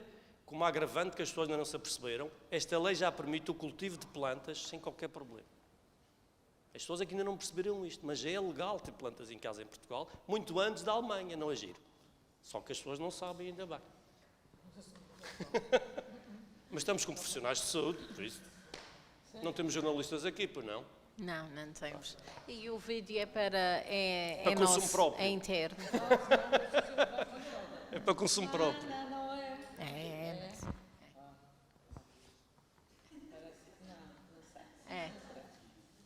Podem cortar essa parte com o lápis azul. Não.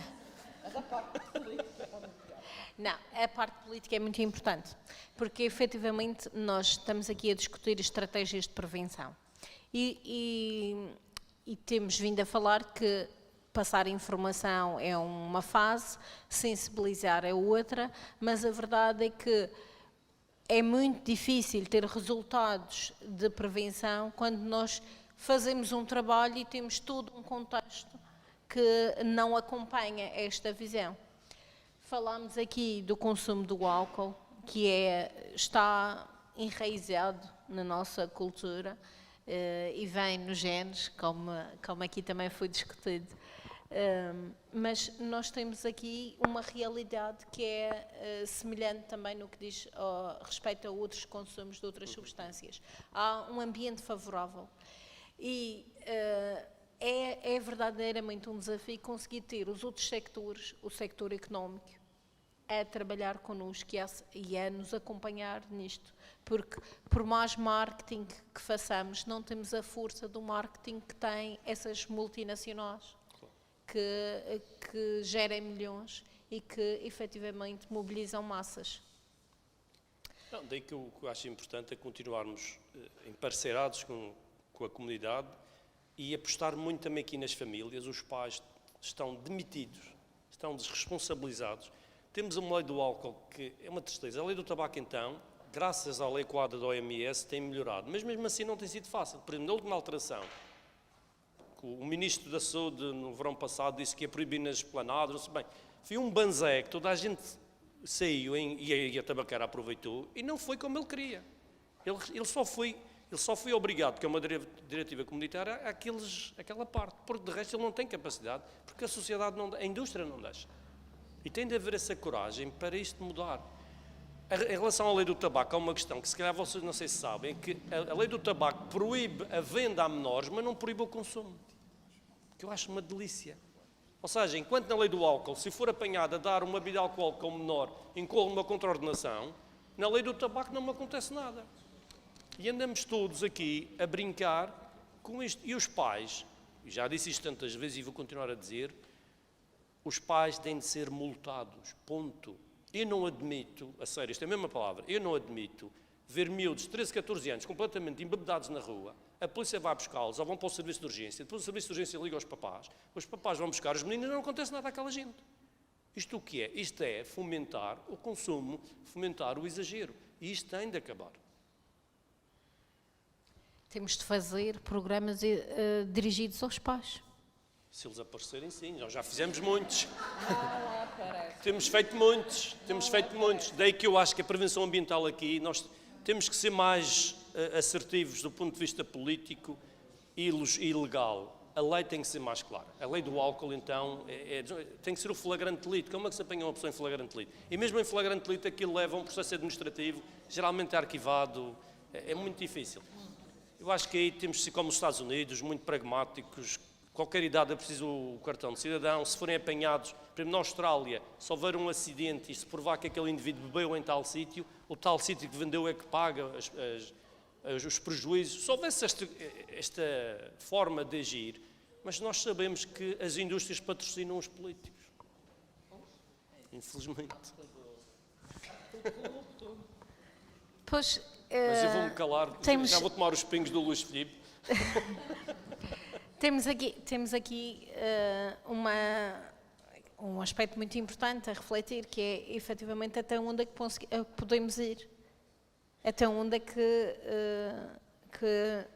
conseguimos mobilizar esses sectores para ir. Daí que eu acho que é importante lobby, não é marketing, nós temos de ter lobby na saúde. Os profissionais de saúde têm que arranjar um lobby, sem qualquer preconceito. Não, o lobby, por exemplo, as empresas do álcool, vocês sabem quantas empresas de lobby há em Bruxelas de álcool? 2.000. Há 2.000 gabinetes de lobby de álcool em Bruxelas. Eles não têm pejo nenhum em fazer lobby. Portanto, 2.000 é muita gente. Portanto, eu acho que nós, muitas vezes, temos esse preconceito, temos esse problema. Não, temos que fazer. Eu acho que a nossa comunicação tem que começar a ser diferente, até mesmo assim. Que é a história das coisas indiretas, estás a perceber? Nós, quando ouvimos falar de alcoólicos, o que é que a gente diz? Temos X mil, X milhões de alcoólicos. E temos depois o que é que eles gastam. E o que é que reverte o Estado. O que eu acho que nós temos que começar a fazer para todas as áreas da saúde, e às tantas pressas também, nós estamos a começar a fazer isso na área da saúde mental, é a doença, qual é o impacto que uma pessoa está doente. Não só o impacto em termos de custos diretos, por exemplo, lá em cima na Casa de Saúde, fizemos um levantamento, já tem para aí 5 ou 6 anos, e que agora vamos adaptar, que é, quando eles estão abstinentes, aos 6 meses e a 1 ano, ver o que é que eles pouparam. Só a única medição que fizemos até agora foi só em relação àqueles que eles pouparam com a bebida, ou não consumir. E já dá para aí 2 ou 3 vezes mais o que eles pouparam é superior àquilo que custou o tratamento. Agora, o que é que nós vamos fazer? Vamos acrescentar, além do que eles não gastaram, o que é que eles pouparam. Em termos de idas ao hospital, de baixas que não meteram, dos filhos que tiveram melhor aproveitamento. Portanto, qual foi o ganho social daquela intervenção que se teve em saúde? E às vezes a gente esquece do ganho social. Anda a família toda baratinada nos psicólogos e no psiquiatra, porque o marido em casa está a beber. Portanto, se ele deixar de beber, a família vive melhor, não precisa de gastar dinheiro, não precisa de faltar, produz melhor no emprego, vai aos rastreios dele, não tem acidentes de trabalho. Mas e penso que é uma falha da saúde a não ter ainda passado para a governação a ideia que às tantas, se eles investirem mais nessas áreas, se eles aumentarem os impostos e não sei o que mais nos álcools e nas outras coisas todas, provavelmente vão faturar menos, mas vão ganhar muito mais porque as pessoas estão a beber menos. Mas sabes que há um estudo do tabaco, o único que eu conheço é de 2006, da Universidade Católica da Faculdade de Medicina de Lisboa, sobre o tabaco, em que o Estado neste momento está a arrecadar de impostos com o tabaco a 1,4 mil milhões de euros. Mas está a gastar nesse ano, só com custos de saúde, gastou 1,9 mil milhões. Pois falta acrescentar os fumadores passivos, o impacto, as baixas médicas, a falta de produtividade e a comparticipação das famílias nos fármacos. E em Portugal era necessário haver isso. Os Estados Unidos têm muitos estudos em que provam o impacto, porque a indústria consegue criar na população o mito de que o Estado ganha dinheiro com o tabaco e a droga e o álcool. E é mentira. Não gasta nada disso. Gasta dinheiro, não ganha. É verdade. E essa é uma questão muito importante. Desculpe. Vamos chegar lá, porque agora sabes melhor do que eu, muitos dos projetos europeus agora, se não tiver questões ambientalistas e impacto social, não são aprovados. Exatamente.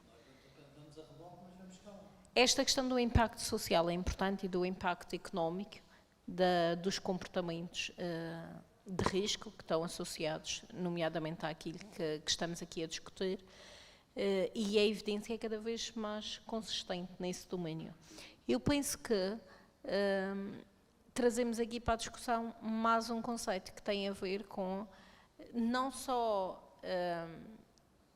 o envolvimento, a legislação, a permissividade da regulamentação que é existente no nosso país, mas também temos aqui um aspecto da consciencialização outra vez, porque aquilo que o Dr. Luís Filipe estava a dizer também é importante para a pessoa que está em abstinência não voltar a consumir, que é algo que também acontece.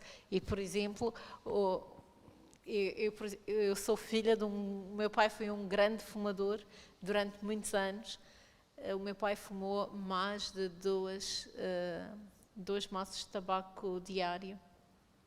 E o meu pai já não é fumador há mais de, acho que faz agora 20 anos, que o meu pai já não fuma. E o meu pai criou uma conta com todo o dinheiro que gastava com o tabaco, até hoje. E ele tem muito orgulho nessa conta, não entra lá mais nada a não ser esse dinheiro, porque ele dizia este era o dinheiro do tabaco durante 20 anos. É uma poupança que ele fez do tabaco, que fazia, e é uma forma muito... O plano de reforma. É o plano de reforma dele, a poupança de reforma dele. Penso que ele vai viver mais anos graças a isso, por aquele dinheiro estar ali e não ter sido consumido em tabaco. E espero que ele assim o faça. Mas a verdade é que isto torna consciente à pessoa, estes dados são importantes para tornar consciente à pessoa o impacto que aquilo tem na sua vida, efetivamente, porque o dinheiro acaba por ser importante e acaba por determinar, já vimos muitas das atuações. Falámos na escolha alimentar, o dinheiro a disponibilidade financeira tem um peso importante nestes domínios também, e também pode ser um fator motivador, a poupança pode ser um fator motivador. E estamos aqui a falar de fator motivador e sensibilização, por isso vínhamos aqui falar sobre a determinação de cada pessoa para ser mais saudável. Porque até agora falámos que as razões têm a ver com o envolvimento, a cultura, falta pensar aqui no indivíduo. E temos hoje aqui o Dr. Farinha, que é adjunto da direção clínica, é médico, especialista em ginecologia e é responsável do CESARAM pelo Centro Regional de Rastreios da Região Autónoma da Madeira. Muito obrigada por também se juntar a nós nesta discussão. E íamos falar aqui com o Dr. Farinha exatamente disto. Falou-se que é importante prevenir, mas é importante também aderir aos rastreios, porque muitas problemáticas podem ser detectadas precocemente e, se estamos a falar em sustentabilidade, devemos sempre prevenir. Aquilo que não é possível prevenir é importante detectar precocemente para garantir também sustentabilidade de todo o sistema e uma melhor saúde para as pessoas. Nós temos tido um caminho já longo no processo de implementação de rastreios de base populacional. Este é um projeto que foi apresentado pela primeira vez em 2018 como um desafio a estender a partir do rastreio do cancro da mama, que já existia na região autónoma da Madeira desde 1998, o rastreio da retinopatia diabética também. O que se pretendeu a partir de 2018 foi a implementação de rastreios de base populacional para outros tipos de cancro relevantes no nosso contexto e no contexto das doenças tumorais mais prevalentes. E realmente tem sido um caminho e um desafio muito grande. Então, passava a palavra ao Dr. Farinha para nos falar exatamente sobre o que é que se tem vindo a colocar como mais difícil e como é que podemos reforçar a eficácia destas medidas, a adesão da nossa população, que caminho devemos seguir. Obrigada. Bom dia a todos. Obrigado por cá estarem e obrigado também pelo convite que foi feito. E cumprimentar aqui os meus colegas todos, porque na realidade também contribuíram muito para um pouco daquilo que eu tenho para vos dizer.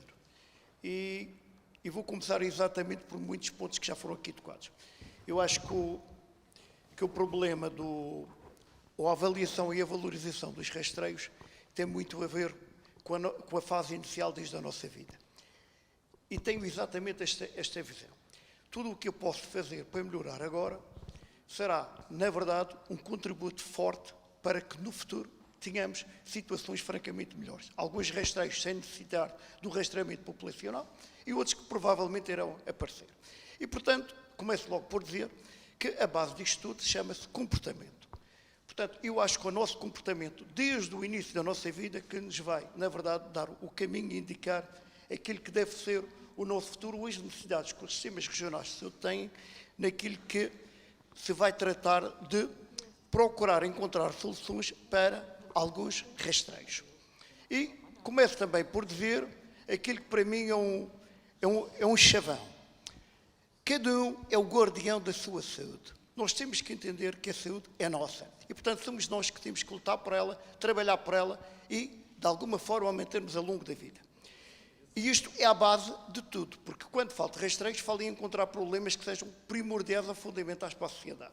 E, portanto, cada um de nós é um contributo sério para a nossa sociedade. Somos um contributo através daquilo que somos, mas também através do comportamento que fazemos e mostramos aos outros. E, portanto, daí o nome de comportamento como a chave para mim que é fundamental. Quero também vos dizer aqui uma coisa que de alguma forma pode ser altamente discutível, mas que eu acho que é um pouco assim. O custo da saúde é de todos. Todos nós devemos contribuir de uma forma clara para a saúde.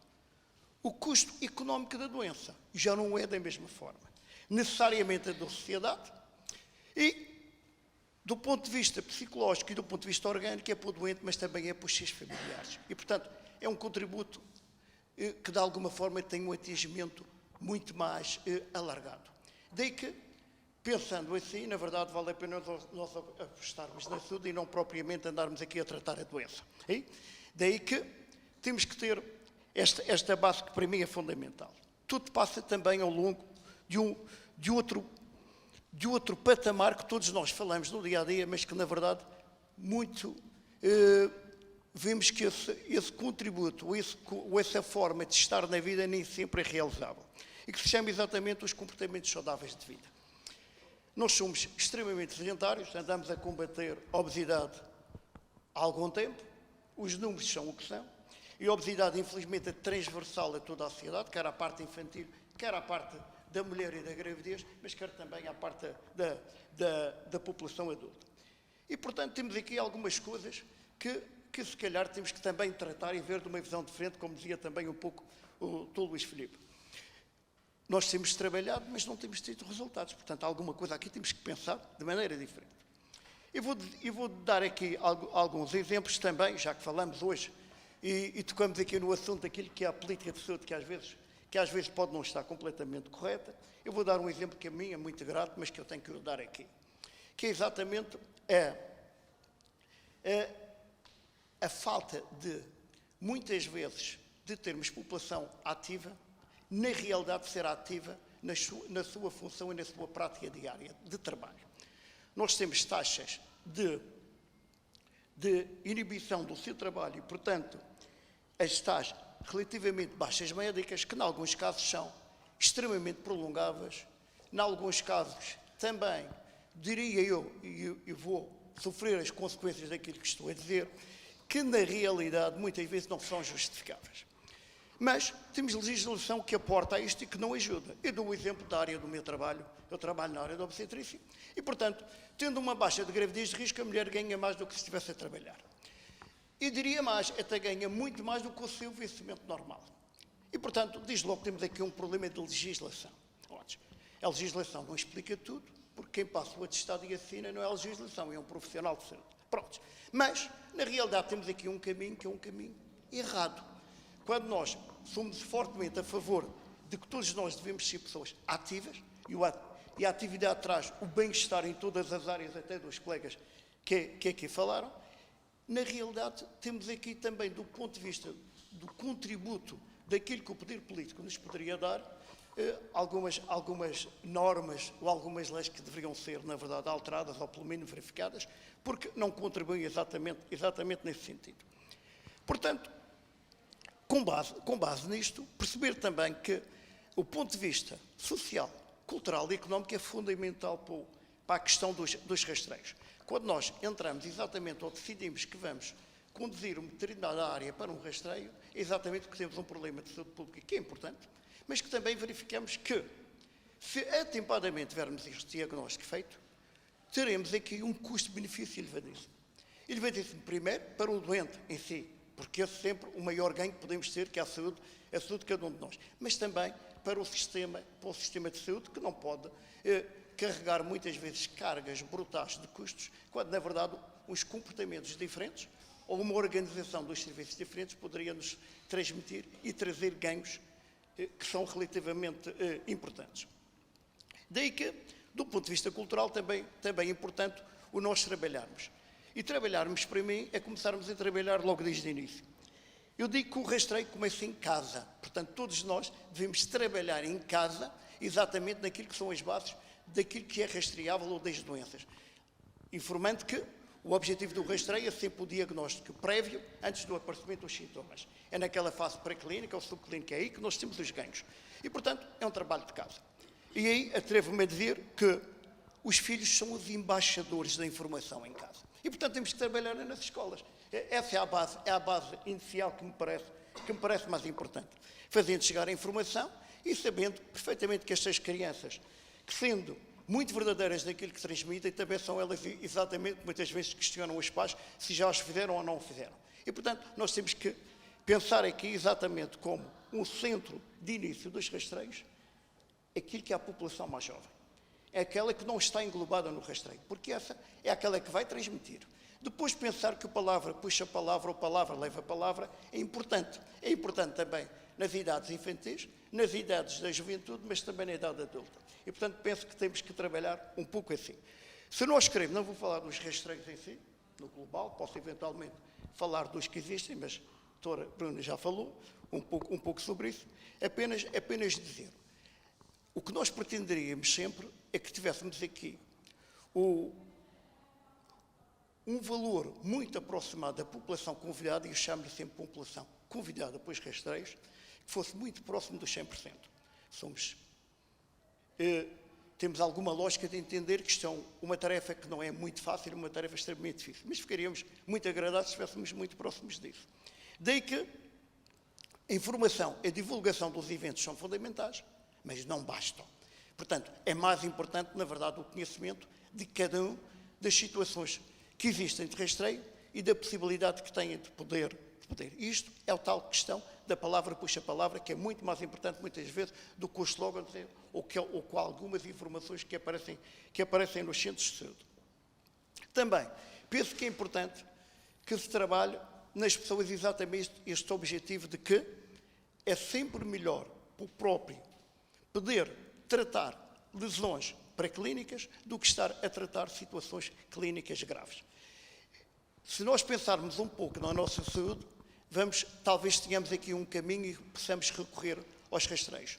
Se nós continuarmos a ver de que não há efetivamente ganhos, eu me comportando bem ou me comportando menos bem, os ganhos que tenho são exatamente iguais, se calhar eu não tenho aqui visibilidade nem ganho para aquilo que é o rastreio. Eu costumo comparar um pouco àquilo que acontece nas escolas quando temos alunos que são excelentes e alunos que, pelo contrário, não o são, mas também porque não se dedicam a isso. E o que se pretende, não é verdade, valorizar também aqueles que fizeram, mas de alguma forma reconfortar aqueles que não conseguiram.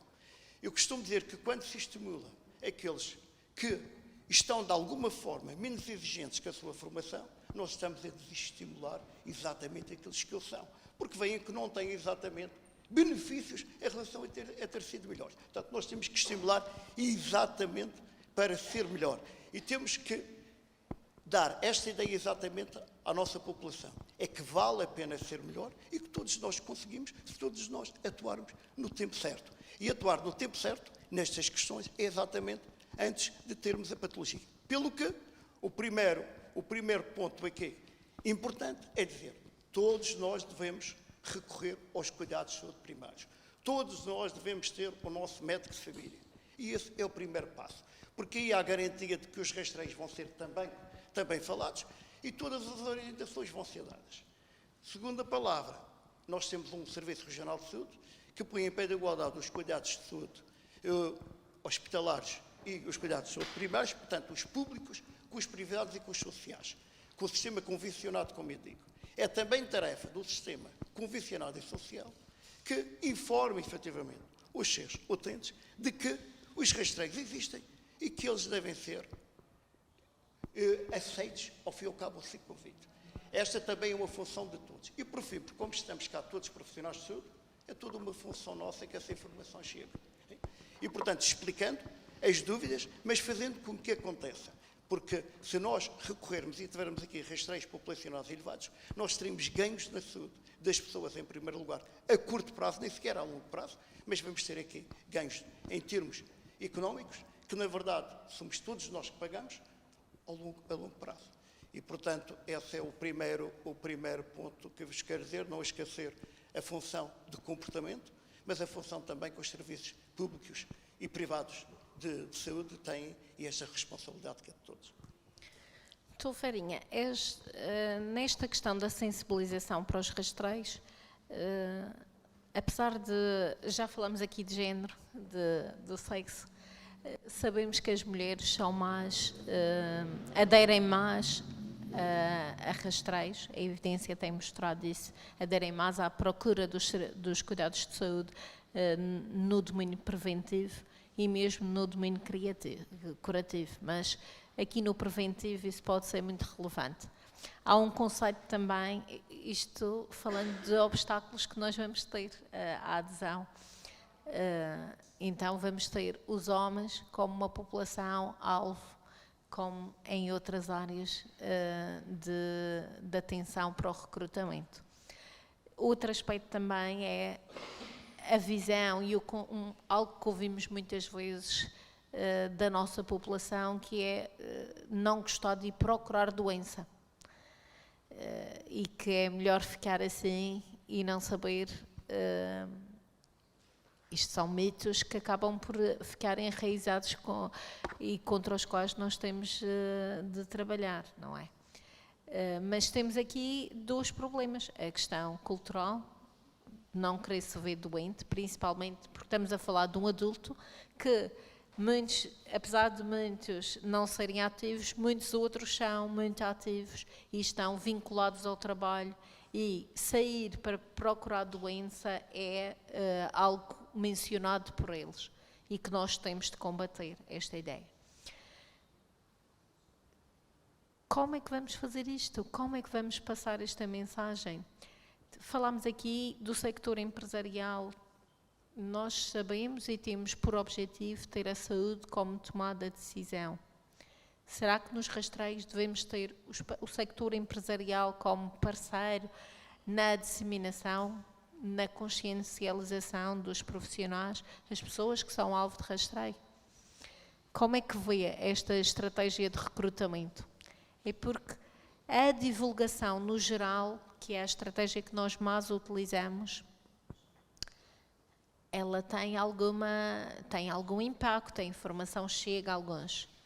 Mas muitos destes adultos não vão ao centro de saúde, não vamos conseguir que o recrutamento aconteça exatamente pelas crianças na escola, porque é muito indireto, pode demorar muito tempo até se conseguir passar essa mensagem, e nós precisamos recrutar para rastrear num determinado ano civil, aquelas pessoas com uma idade alvo. Então, eu tenho estado a refletir sobre isto. O que é que pensa sobre isto? Como é que vamos trazer os homens, como é que vamos trazer os adultos vinculados ao mercado de trabalho, aos locais para fazer rastreio? Muito bem. Na verdade,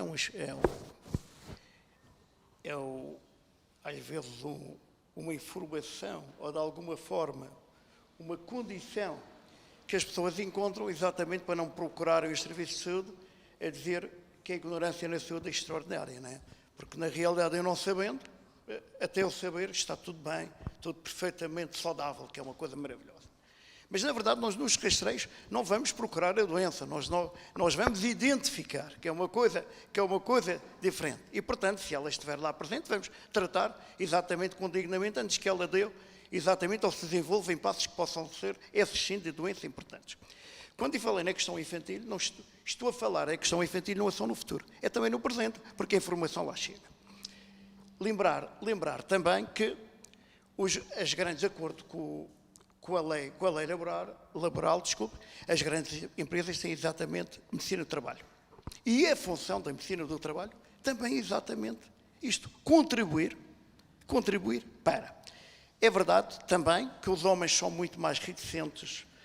Eu costumo dizer, e como ginecologista, que na verdade as mulheres recorrem mais e nós tratamos-las melhor do que efetivamente os homens.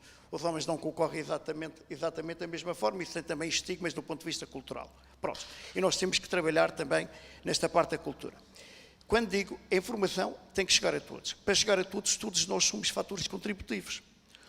As entidades patronais também. A própria Igreja também. Porque não podemos esquecermos de uma região que ainda é bastante católica.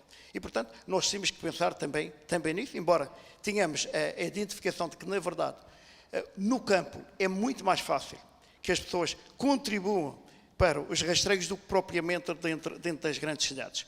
E, portanto, também aqui a Igreja pode não ter o papel tão grande, e as associações culturais, as associações recreativas e os clubes também. Nós temos que trabalhar com todos. Esta é a base para poder ter um rastreio mais elevado. Mas isso lá está. Se a palavra puxar palavra, de alguma forma nós vamos ter aqui a informação a chegar a muitos mais. Mas claro que é uma tarefa de todos. E pensou muito bem, porque na verdade tem que ser alargado à sociedade, porque nós temos um problema de sociedade e, portanto, também a sociedade tem que contribuir. Ela também, exatamente, para encontrar este tipo de soluções. E, portanto, passa para todos nós também pensarmos em formas que sejam mais criativas, porque temos sempre que ser mais criativos também na comparticipação dos convidados para os rastreios. Muito obrigada. E para terminar esta conversa, passava aqui a palavra ao público aqui presente. Se há comentários, questões, alguma coisa que querem colocar aos nossos intervenientes? Havia uma pessoa ali interessada. Eu vou lá, deixa-me ser simpático também.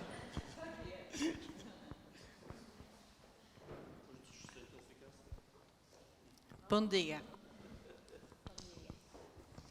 É um achego e uma reflexão também para pôr mais pessoas a pensar, porque eu sou Lídia Andrade, sou da Direção Regional de Trabalho e sou técnica de segurança no trabalho.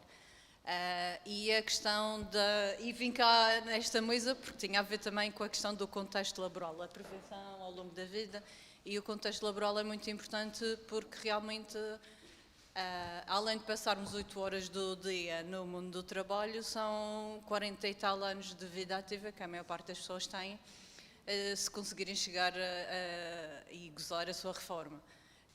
E é por isso que a saúde no trabalho, a saúde ocupacional é muito importante, e tudo o que foi aqui falado por cada um de vós toca. Eu penso que, acima de tudo, e é a minha opinião, nós em sociedade temos uma grande falha, que é uma falta de cultura de segurança. E falta de cultura de segurança a todos os níveis, desde a prevenção dos acidentes, em casa, na estrada, nos locais de trabalho, a falta de segurança num todo, de respeito também pelo outro, porque muitas vezes não nos podemos salvar pondo os outros em causa. E isto como é que se dá a volta disto? É começar na escola, mas eu também percebo, e nós também já tentámos ir às escolas, e durante algum tempo tivemos um programa que era o projeto SHS Escolas, em que tivemos algumas escolas a aderir, tinham um prémio, é tudo muito bonito, mas depois as escolas também são solicitadas por todos os setores de atividade.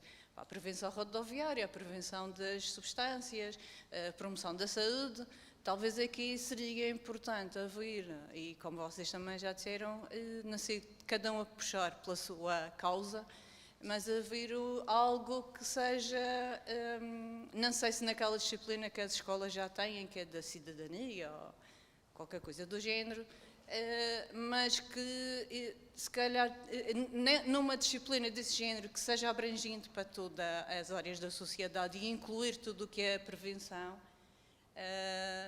fazer com que desde pequenos também haja esta questão de pensar como cultura de segurança para toda a vida, mas depois não deixar essa disciplina só para os professores, porque depois quem vai dar as disciplinas, do que eu vou percebendo, tanto pode ser o professor de Biologia, como o de Matemática, como o de Informática, e pode aí também falhar na forma como as coisas são transmitidas aos alunos.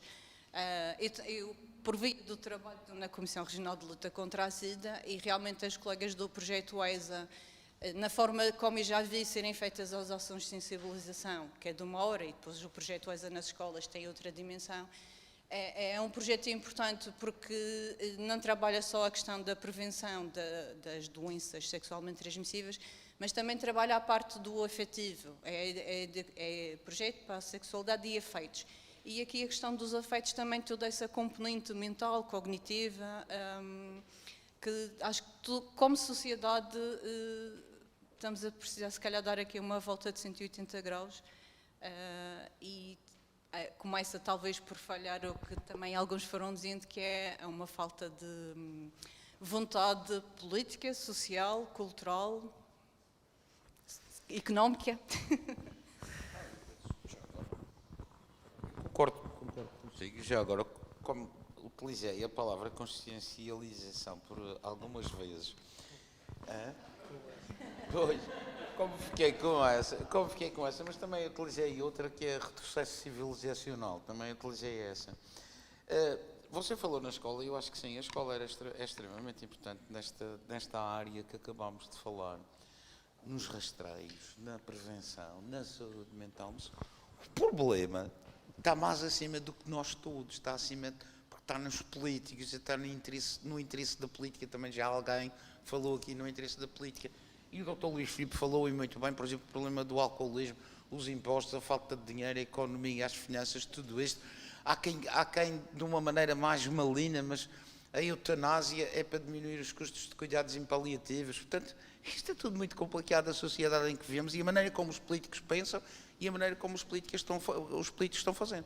Há uma disciplina que não havia no meu tempo, de certeza que não, e no meu tempo dos meus filhos mais velhos, a mais nova desses mais velhos tem 25, mas existe agora, que é a cidadania, e que se devia dedicar, por exemplo, a este tipo de consciencialização na área da saúde, para quando as crianças forem adultos saberem proteger-se em termos de saúde e portanto, proteger-se contra a doença.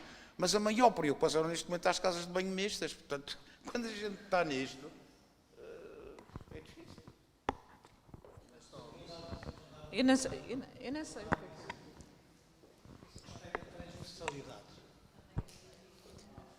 isso. Eu acho que o problema da prevenção é a transversalidade.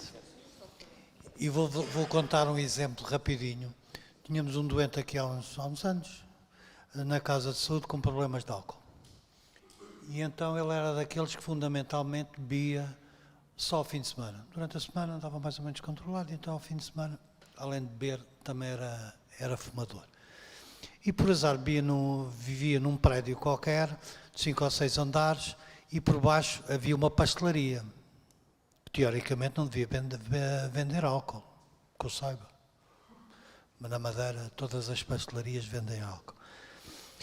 E principalmente ao fim de semana, quando havia um jogo de futebol, acabava sempre os cigarros. E ele de facto não queria beber. Ele tinha o azar que ia à pastelaria comprar cigarros, depois estavam lá uns amigos a ver futebol, mais um copo, e ele acabava por recair ao fim de semana. Lá se fez um trabalho com a família, com a esposa, com o filho. Sempre que o senhor quisesse, muitas vezes ele já levava uns cigarrinhos para casa, para ele não ter a desculpa de sair. Quando ele queria sair para comprar cigarros, já levava, já ia acompanhado. Um dia qualquer o senhor começa a sofrer problemas de tensão e vai ao cardiologista. E um alcoólico é sempre alcoólico, e a meio da conversa o cardiologista, se beber um copinhozinho à refeição não tem problema. Passado 2 ou 3 anos tinha recaído. Portanto, acho que isto é um exemplo dessa transversalidade e até própria, e é mesmo entre os profissionais de saúde. Era só um exemplo de uma história que eu acho que é. Sobre este assunto também agradecer o contributo da doutora Lídia e dizer que a questão da transversalidade aqui mencionada é mesmo muito importante e faz-nos refletir sobre as nossas inúmeras ações de prevenção.